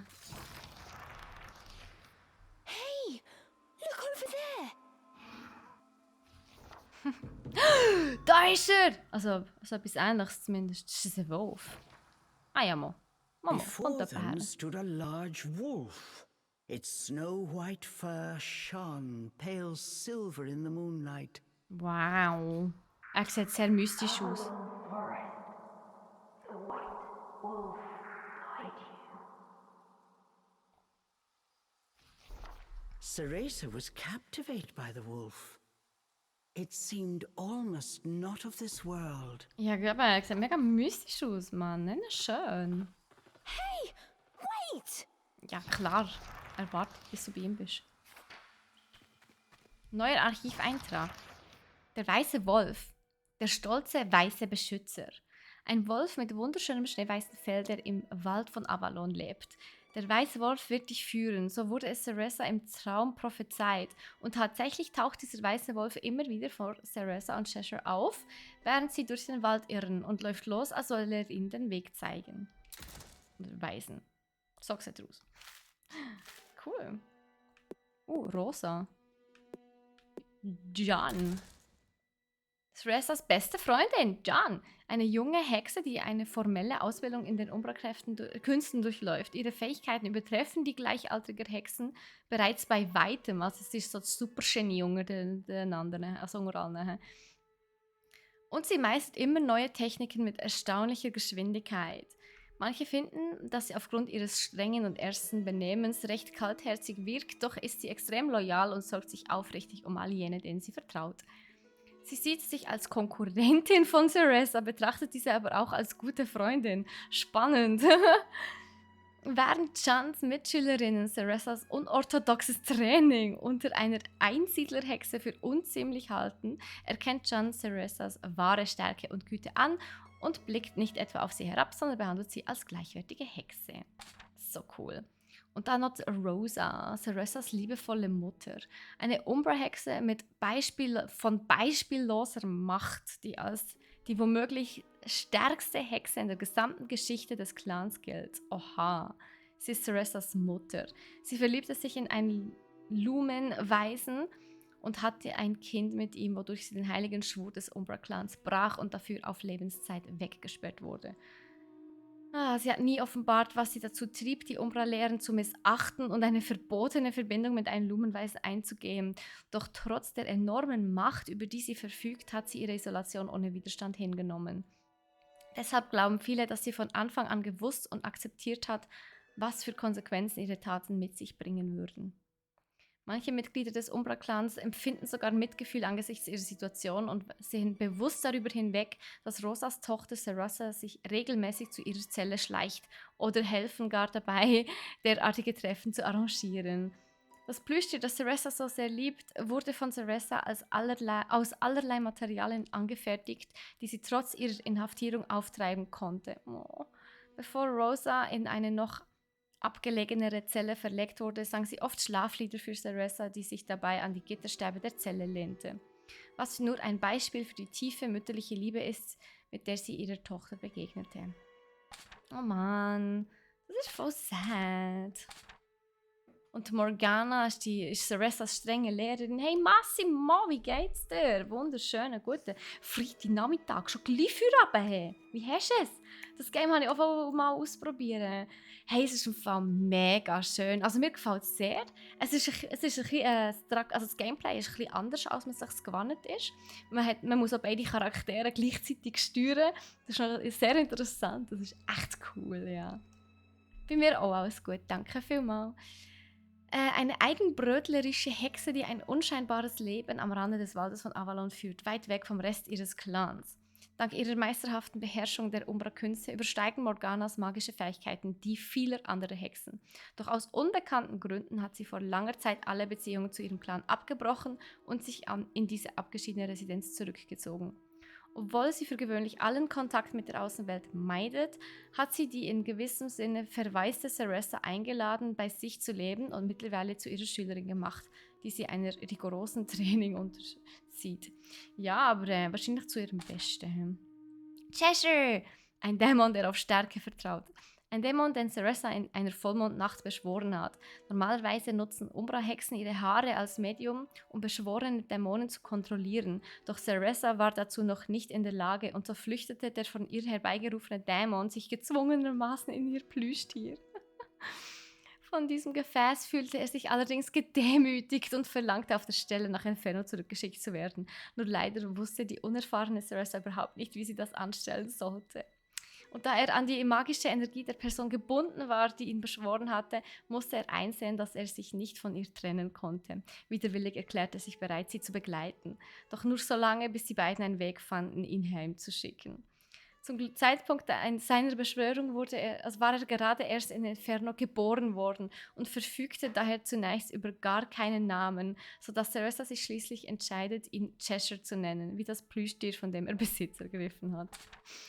Und da stand Ceressa, eine Blume kurz vor der Blüte, ein hübsches junges Mädchen geboren aus der Verbindung eines Lumenweisen des Lichts mit einer Umbra-Hexe der Dunkelheit. Da Beziehungen zwischen diesen zwei Clans streng verboten sind, wurde Ceressa nach ihrer Geburt als Außenseiterin abgestempelt und von den anderen Umbra-Clan-Mitgliedern verhöhnt und verachtet. Mit der Zeit bekam Ceressa regelmäßige Albträume, die ihr auf qualvolle Weise vorhielten, wie machtlos sie war, wenn es um die Rettung ihrer eingesperrten Mutter ging, welche ihr so viel Zuneigung geschenkt hatte. Und so fasste sie schließlich den Entschluss, eines Tages so stark zu werden, dass sie ihre Mutter retten könnte.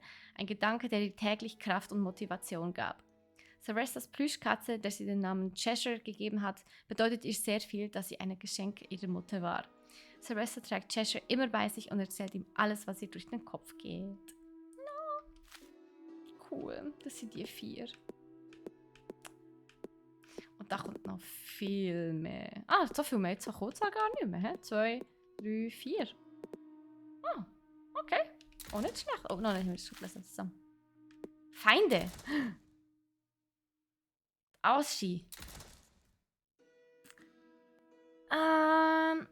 Weil Bayonetta ist ziemlich abgedreht. Finde ich cool, aber speziell. Also, das ist aber ganz anders als die klassischen Bayonetta-Games. Das ist wirklich ein Sequel. Das erzählt so ihre Vorgeschichte. Und du siehst vom Style her und von der Spielart her, ist es eher ein ziemlich chilliges und entspanntes Game. Kannst du gut mit Kids zocken, denke ich. Mega cool. Rangbauer, Bewohner des Mondes. Diese vierbeinigen Feen sieht man in Avalon am häufigsten. Sie sind bekannt dafür, recht launisch zu sein und lieben es, Streiche zu spielen. Seelen sind ihre primäre Nahrungsquelle und für gewöhnlich leben sie von den negativen Schwingungen, die sie erhalten, wenn sie Menschen und Irrlichter quälen. Oder brutal. Es gibt sie auch in verschiedenen Größen. Aoshi, die bereits länger leben, sind häufig größer und bedeutend gefährlicher als ihre jüngeren Artgenossen. Unter den Feen gelten sie als minderwertige Unterart ohne bemerkenswerte Fähigkeiten, doch ihre grundlegende körperliche Stärke ist dennoch gleichzusetzen mit der eines ausgewachsenen Menschen. Und da sie sowohl Waffen als auch Magie einsetzen können, können sie unter gegebenen Umständen also durchaus zur Gefahr werden. Die meisten von ihnen haben allerdings schlechte Augen, Ohren und auch keinen guten Geruchssinn, sodass man ihnen für gewöhnlich aus dem Weg gehen kann, wenn man sich einfach versteckt. Diesen Feen fallen häufig unbedeutendere Wachposten zu, allerdings sind sie angewiesen, jede Auffälligkeit unverzüglich ihrem befehlsoberhabenden Feenoffizier zu melden, weshalb eine Entdeckung durch sie nicht selten dazu führt, dass man sich plötzlich einem ganzen Feenbataillon gegenübersieht. Ja, im Brosche erlebt. Wenn möglich ist eine Konfrontation mit ihnen daher zu vermeiden. Oh Mann.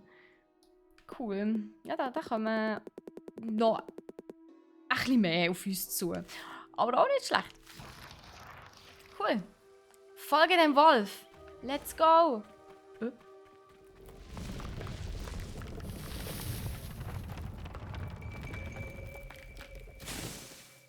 Fies.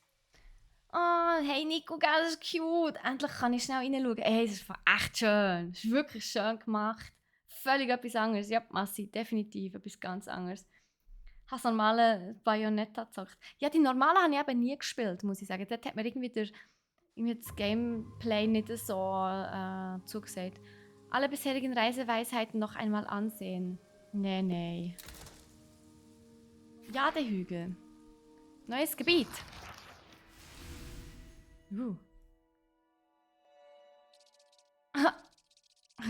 Okay. So cool. Jadehügel, Laternen, okay. Ja, gehen wir mal. So.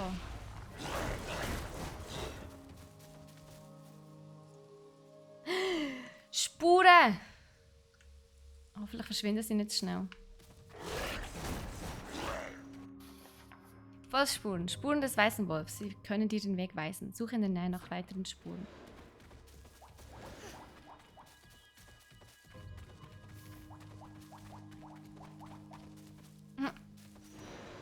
Warte, ich muss auch noch ein bisschen schnell abgrasen. Was ist eigentlich hier unten? Ach! Kiste! Nice! Ohnmachtsgemisch. Umbra-Trank in einer Dornenflasche, der eine Schockwelle erzeugt und dadurch Gegenden in der Nähe betäubt. Kann nun von dir hergestellt werden. Nice.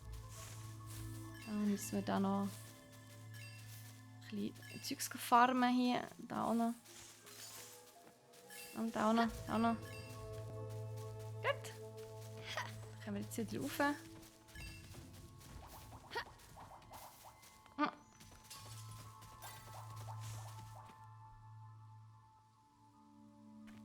Es ist ein bisschen Gewusel mit der Steuerung. Was ist denn hier The los? world before Ceresa seemed to warp and bend. She blinked hard to no avail. Could this be a fairy trick? Cheshire was losing patience with his hesitant companion. Come on, we've still got that wolf to catch. I'm getting ready. Just give me a second.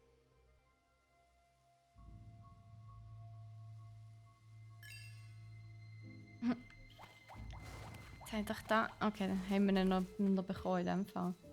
Das ist sehr speziell.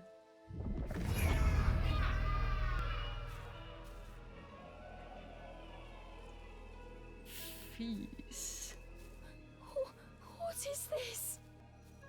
As soon as she took a step inside, she felt as if the breath had frozen in her chest. Ih. All around her were sights strange and terrible, as if she had been dragged into a waking nightmare. I'm fine. I'm fine. More than this to scare me. I'm fine. I'm fine. Oh. Was ist das? Man kann unter Wasser laufen, okay. Ich beschlache mich aus.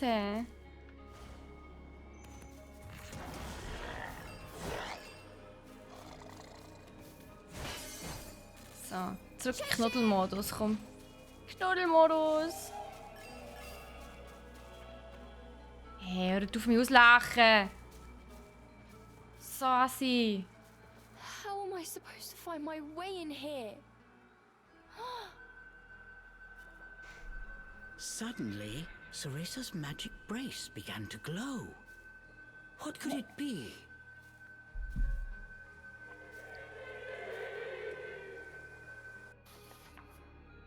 Trugbilder erkennen. Die Verzerrungen der Feen stecken voller Illusionen. Verwendet eine Magie mit ZL, um ihr Betrug zu durchschauen. Okay.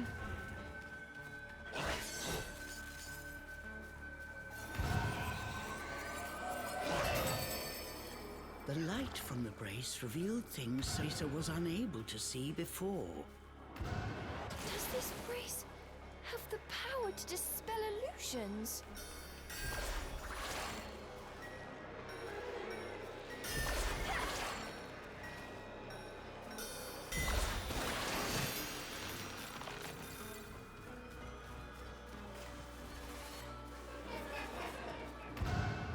Was ist denn das?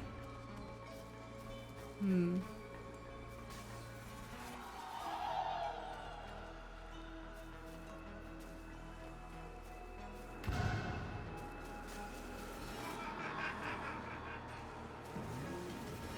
Oh lol, was ist denn das?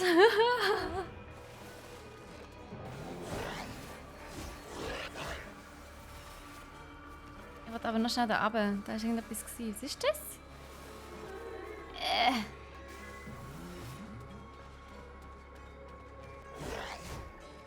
Hä, was ist das? Hm.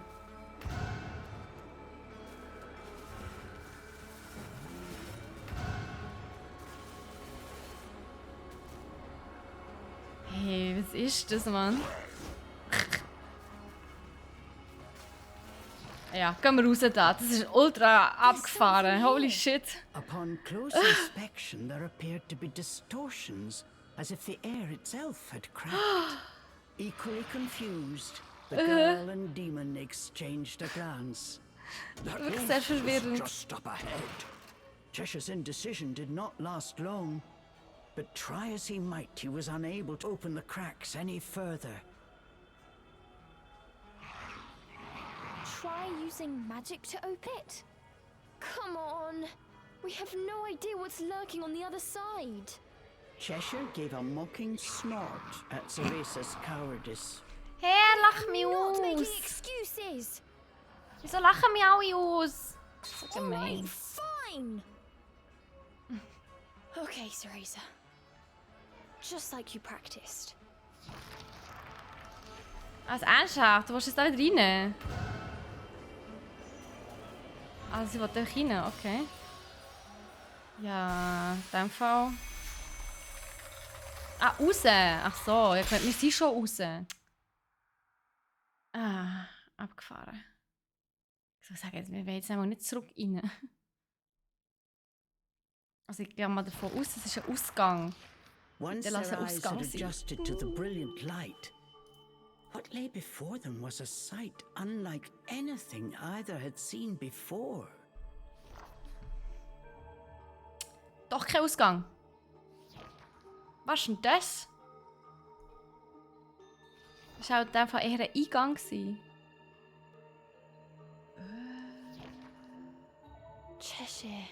Ja. I have a feeling we're not in Avalon anymore. Ja, das Gefühl habe ich eben auch ein bisschen. Tirnanok. Die Tirnanok sind die Quellen der Feenillusion. Man findet sie im ganzen Wald. Finde und zerstöre den Kern. Okay. Okay. Fliehen? Nein, ich will nicht fliehen. Ah, aber das ist jetzt so eine Dungeon in diesem Fall. So eine Mini-Dungeon. Speichern wir mal. Du müssen mal ausruhen. Bei 10% sind wir jetzt übrigens ungefähr. Okay.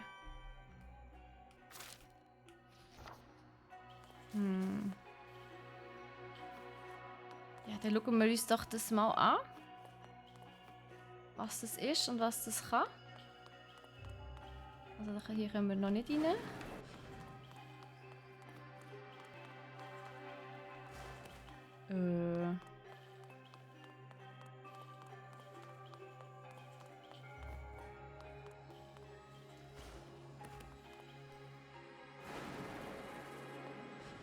Also dann beenden wir halt mal den Knuddelmodus. Komm, du kannst sicher zerschmettern. Gut. Knuddelmodus.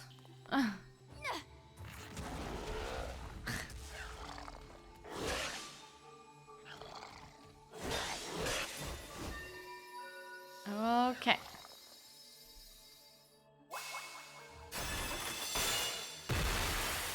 Boom.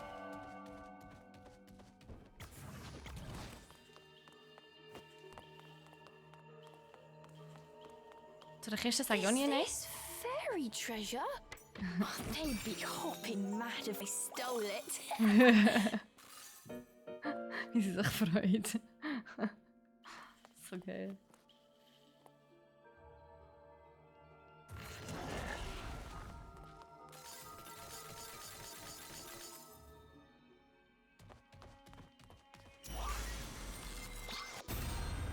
Aha. Oh, ein Bazooka! Er hat einfach ein Bazooka. Das gibt's doch nicht. Ein Bogie, ein planloser Schütze. Okay. Kontern. Cheshire nutzt seine scharfen Krallenzähne, um gegen den Gegner auszumachen. Außerdem kann er ihre Griffe kontern. Drücke R im richtigen Moment, damit Cheshire Angriffe kontert. Konterst du einen Angriff, wird der Gegner kurzzeitig betäubt. Aber es gibt auch Angriffe, die nicht gekontert werden können. Aha.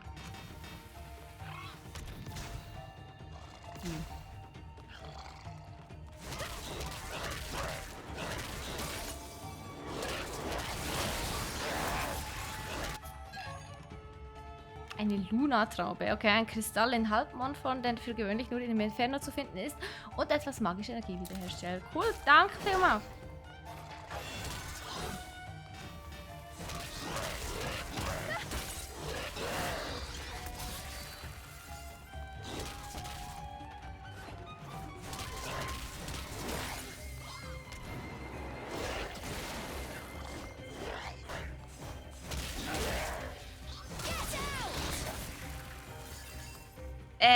Moment, welcher ist es?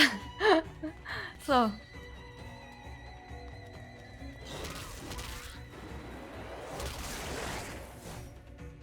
Es ist schon ein bisschen irritierend, wenn ich da im Zeug rumwusle und du musst mit links und rechts und wo ist jetzt wo und wer ist jetzt wo.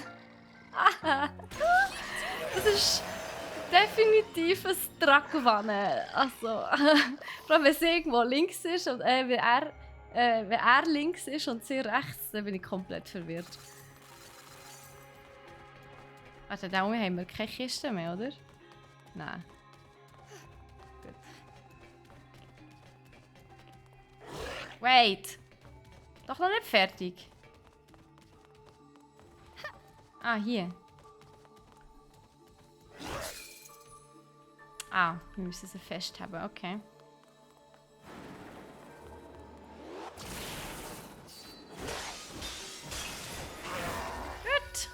Jetzt einmal schon noch speziell. Ja, es ist sehr speziell, ja. Es ist wirklich sehr interessant. So, gehen wir in den Knuddelmodus. Der ist ein bisschen einfacher. Und ja, er ist wirklich Knuddelmodus. Im Fall cute.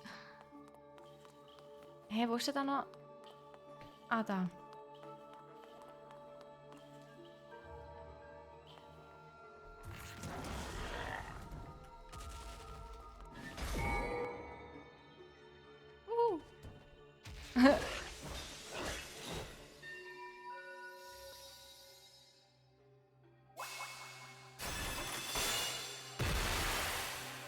Oh, da oben ist eine grosse Kiste. Kann er das eigentlich auch aufmachen? Nö.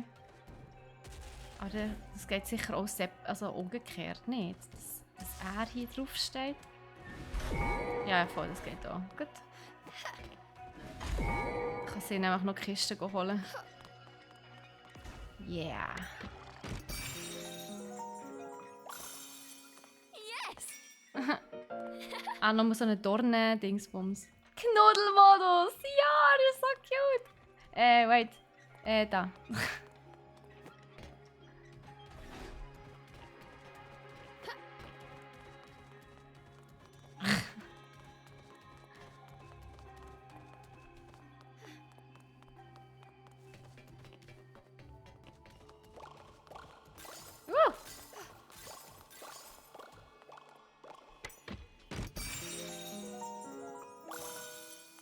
Oh, was ist denn das? Blatt der Lebenskraft. Das sieht ein bisschen, es sieht aus wie... Sorry, aber das erinnert mich dermaßen an Sailor Moon. Hey. Kristallisierte Lebenskraft des Waldes in Form einer Blüte. Mehrere davon zusammen soll die Lebenskraft steigen. Es ist so herzig, oh mein Gott. Aber ja, nehme an, wenn man 5 von denen hat, genau. So, jetzt muss ich wieder die Seite wechseln, sonst kommt das nicht gut. So.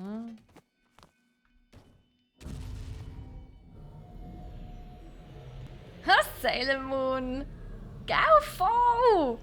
Gott, kann ich das Wort noch richtig schreiben? Ja. Sailor Moon, das ist doch auch schön. Das ist ein bisschen, als wäre so in Mausform. So kleine Feldmüsli, so Comic-Feldmüsli mit Sailor Moon-Kostümen. Das ist Sailor Moon!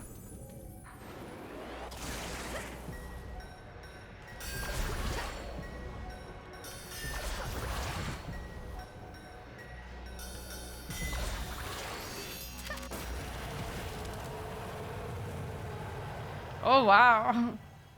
Das sieht wie ein Badass-mässig aus. Und das ist ein schöner Kristall. Und was kann der?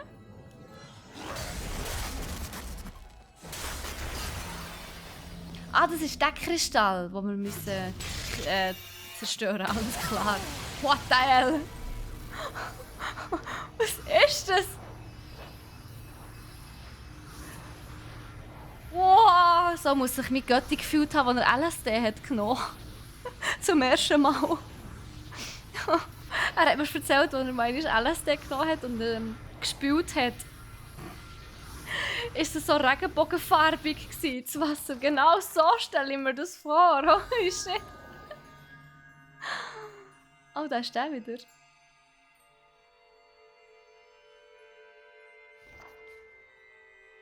You're the boy from my dream. Center of forest. Waiting. Help me. How? Okay. I just need to follow the white wolf, right?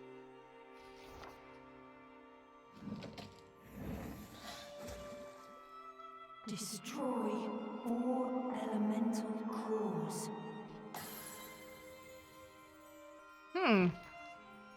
Ist es eine gute Idee, Elementarkerne zu zerstören? Es klingt eher nach etwas Bösem so. Follow White Wolf. Schluss stellt sich aus, dass er der weiße Wolf ist oder so. Heieiei. Kapitel 3.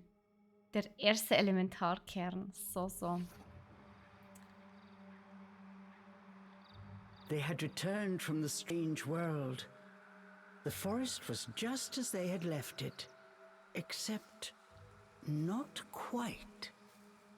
Ich wollte sagen, dort, wo der It seemed Riss that war. destroying the device at the core of that rift somehow disrupted the illusion, revealing the true path forward.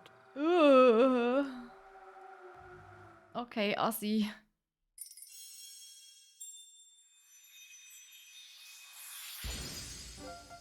Tirnanok geschafft. Gemeinsam löschten beide einen Tirnanok im Jadehügel aus, doch es scheint wohl noch weitere in der Region zu geben. Okay. Ah, das ist der Wolf. Okay. Hey, mega cool. Also, ich freue mich schon. They spotted the white wolf. Without a moment's hesitation, the pair gave chase. Ein Archiveintrag, den lesen wir noch schnell. Archiv, nicht Status da, Archiv. Bei den Charakteren oder bei den Feinden? Ich gehe mal aus bei den Feinden. He? Ah nein, da, hallo. Mysteriöser Junge. Der Junge mit dem Angebot. Ein mysteriöser Junge, der in Cervesas Träumen erscheint und sie dazu verleitet, den verbotenen Wald von Avalon zu betreten. Auch im Wald von Avalon zeigt er sich ihr. Er verspricht ihr eine mächtige Kraft, wenn sie nur die Elementarkerne für ihn zerstört, die im Wald versteckt sind, um so das Siegel zu brechen, das auf ihm liegt. Irgendwie habe ich das Gefühl, das ist ein riesengroßer Scam. Also irgendwie habe ich ein schlechtes Gefühl. Aber ja, ich weiß nicht, wie geht es euch? Ja, es fühlt sich so ein bisschen an, als wäre er der Feind. Bogi. Rangbauer, planlos Schütze. Diese vierbeinigen Feen tragen eine Kanone aus avalonischer Waffenschmiedekunst mit sich herum. Sie ergreifen jede noch so kleine Gelegenheit, das Feuer zu eröffnen, weshalb man rasch die Kugel um die Ohren bekommt, wenn man von ihnen entdeckt wird. Ihre Kanonen sind allerdings alles andere als zielgenau und Bogis darüber hinaus auch noch furchtbare Schützen. Wenn sie Minus und Minus geht aber plus, oder? Also wenn sie nicht gut zielen können, aber die Kanone auch nicht richtig trifft, dann also nicht sehr zielgenau sein, könnte es wieder sein, dass sich das gegenseitig aufhebt und sie durch das dann eben sehr gut treffen. You know what I mean. Wenn sie aber doch einmal treffen, kann ihre Kugel erheblichen Schaden anrichten. Zum Glück ist es nicht allzu schwer, den vergleichsweise langsamen Kugeln auszuweichen, sofern man ihre Flugbahn im Auge behält. Bogis werden primär damit beauftragt, Menschen aufzuspüren und zu größeren Gruppen von Feen zu locken. Dazu positionieren sie sich an einem Ort und warten darauf, dass jemand vorbeikommt. Dummerweise sind sie auch mit Geduld nicht gerade gesegnet und finden normalerweise früher oder später irgendeinen Vorwand, um mit ihrer Kanone wild um sich zu schießen. Die Munition, die sie verwenden, ist äußerst leicht anzufertigen, sodass sie ihnen so gut wie nie ausgeht. Wenn man von einem Bogie entdeckt wird, ist es das Beste, ihn so schnell wie möglich aus dem Verkehr zu ziehen. Sehr, sehr cool. Habe ich echt gern. Hey, Steffi, ich muss leider weiter. Hey, für mich ist Feierabend. 16:30.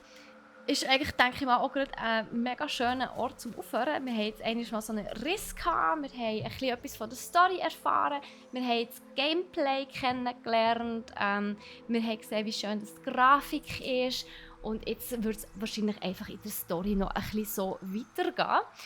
Darum würde ich mich an dieser Stelle auch verabschieden. Ich würde euch gerne noch mal daran erinnern, dass wir nächste Woche keinen Podcast haben. Nächste Woche findet aber am Mittwoch Troys Tech Talk wieder statt. Also unbedingt reinschauen. Am Mittwoch am 3 ist das, glaube ich, wenn ich es recht im Kopf habe. Wenn der Troy wieder etwas ganz Cooles vorstellt.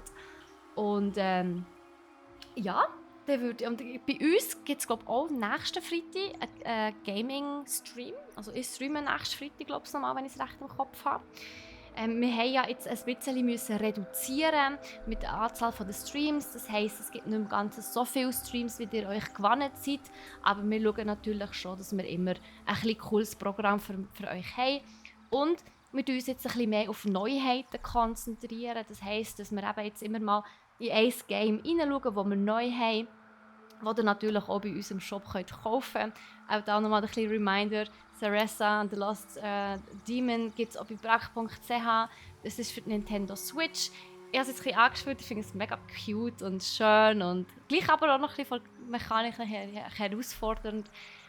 Also von mir ist es auf jeden Fall ein Game. Also ich kann es empfehlen, wenn man mal einen chilligeren Abend auf dem Sofa verbringen will. Wo ist die Service-Nachricht? Durch das, dass ich normalerweise Service-Nachrichten mache und ich jetzt gerade hier am Streamen bin, aber warte schnell. Ich habe es noch irgendwo. Wo ist es?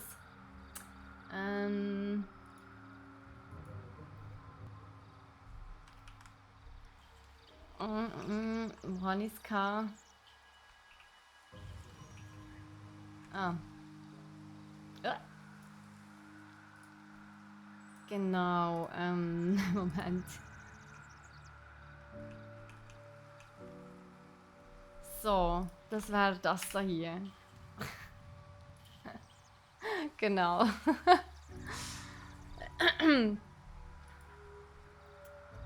So. Yes! Hey! Also mir hat es mega gefallen, das Spiel. Ich finde es mega. Ich kann es empfehlen. Und schaut doch mal rein, wenn ihr Lust habt. Nächste Woche gibt es bei mir ein neues Game. Aber wir machen es jetzt so, dass wir immer die Neuheiten anschauen in einem Stream und halt immer ein bisschen abwechseln. Also wir machen jetzt noch ein längeres Projekt, wo wir ein Game über mehrere Streams über x Wochen hinwegziehen, sondern wir schauen wirklich die Neuheiten an. Ich denke, das ist sicher für euch auch ein bisschen spannender, gibt ein bisschen mehr Abwechslung, wo ihr auch wirklich immer ein bisschen seht, was so das Neueste ist und ob es sich lohnt. Könnt ihr mal bei uns vorbeischauen. Genau, finde ich lässig, schön, das freut mich, Busboom. Jemand muss dich doch ersetzen, wenn du am Streamen bist von den anderen. Ja, so einfach ist es leider nicht. Aber ja, ich habe es mega lustig gefunden. Ich bin noch froh, dass ich nicht die Einzige bin mit den Service-Nachrichten. Ja gut. Hey, ich hoffe, euch hat der Stream auch gefallen. Schaut unbedingt mal vorbei. Was wir sonst noch so haben bei brack.ch/gaming oder auch brack.ch/nerdversum, falls euch die anderen Sachen auch ein bisschen interessiert und nicht nur Gaming, sondern grundsätzlich ein bisschen das nerdige Zeugs. Und dann hören wir uns auf jeden Fall nächste Woche wieder. Der Serial, der streamt, soweit ich weiss, am Dienstag am 1.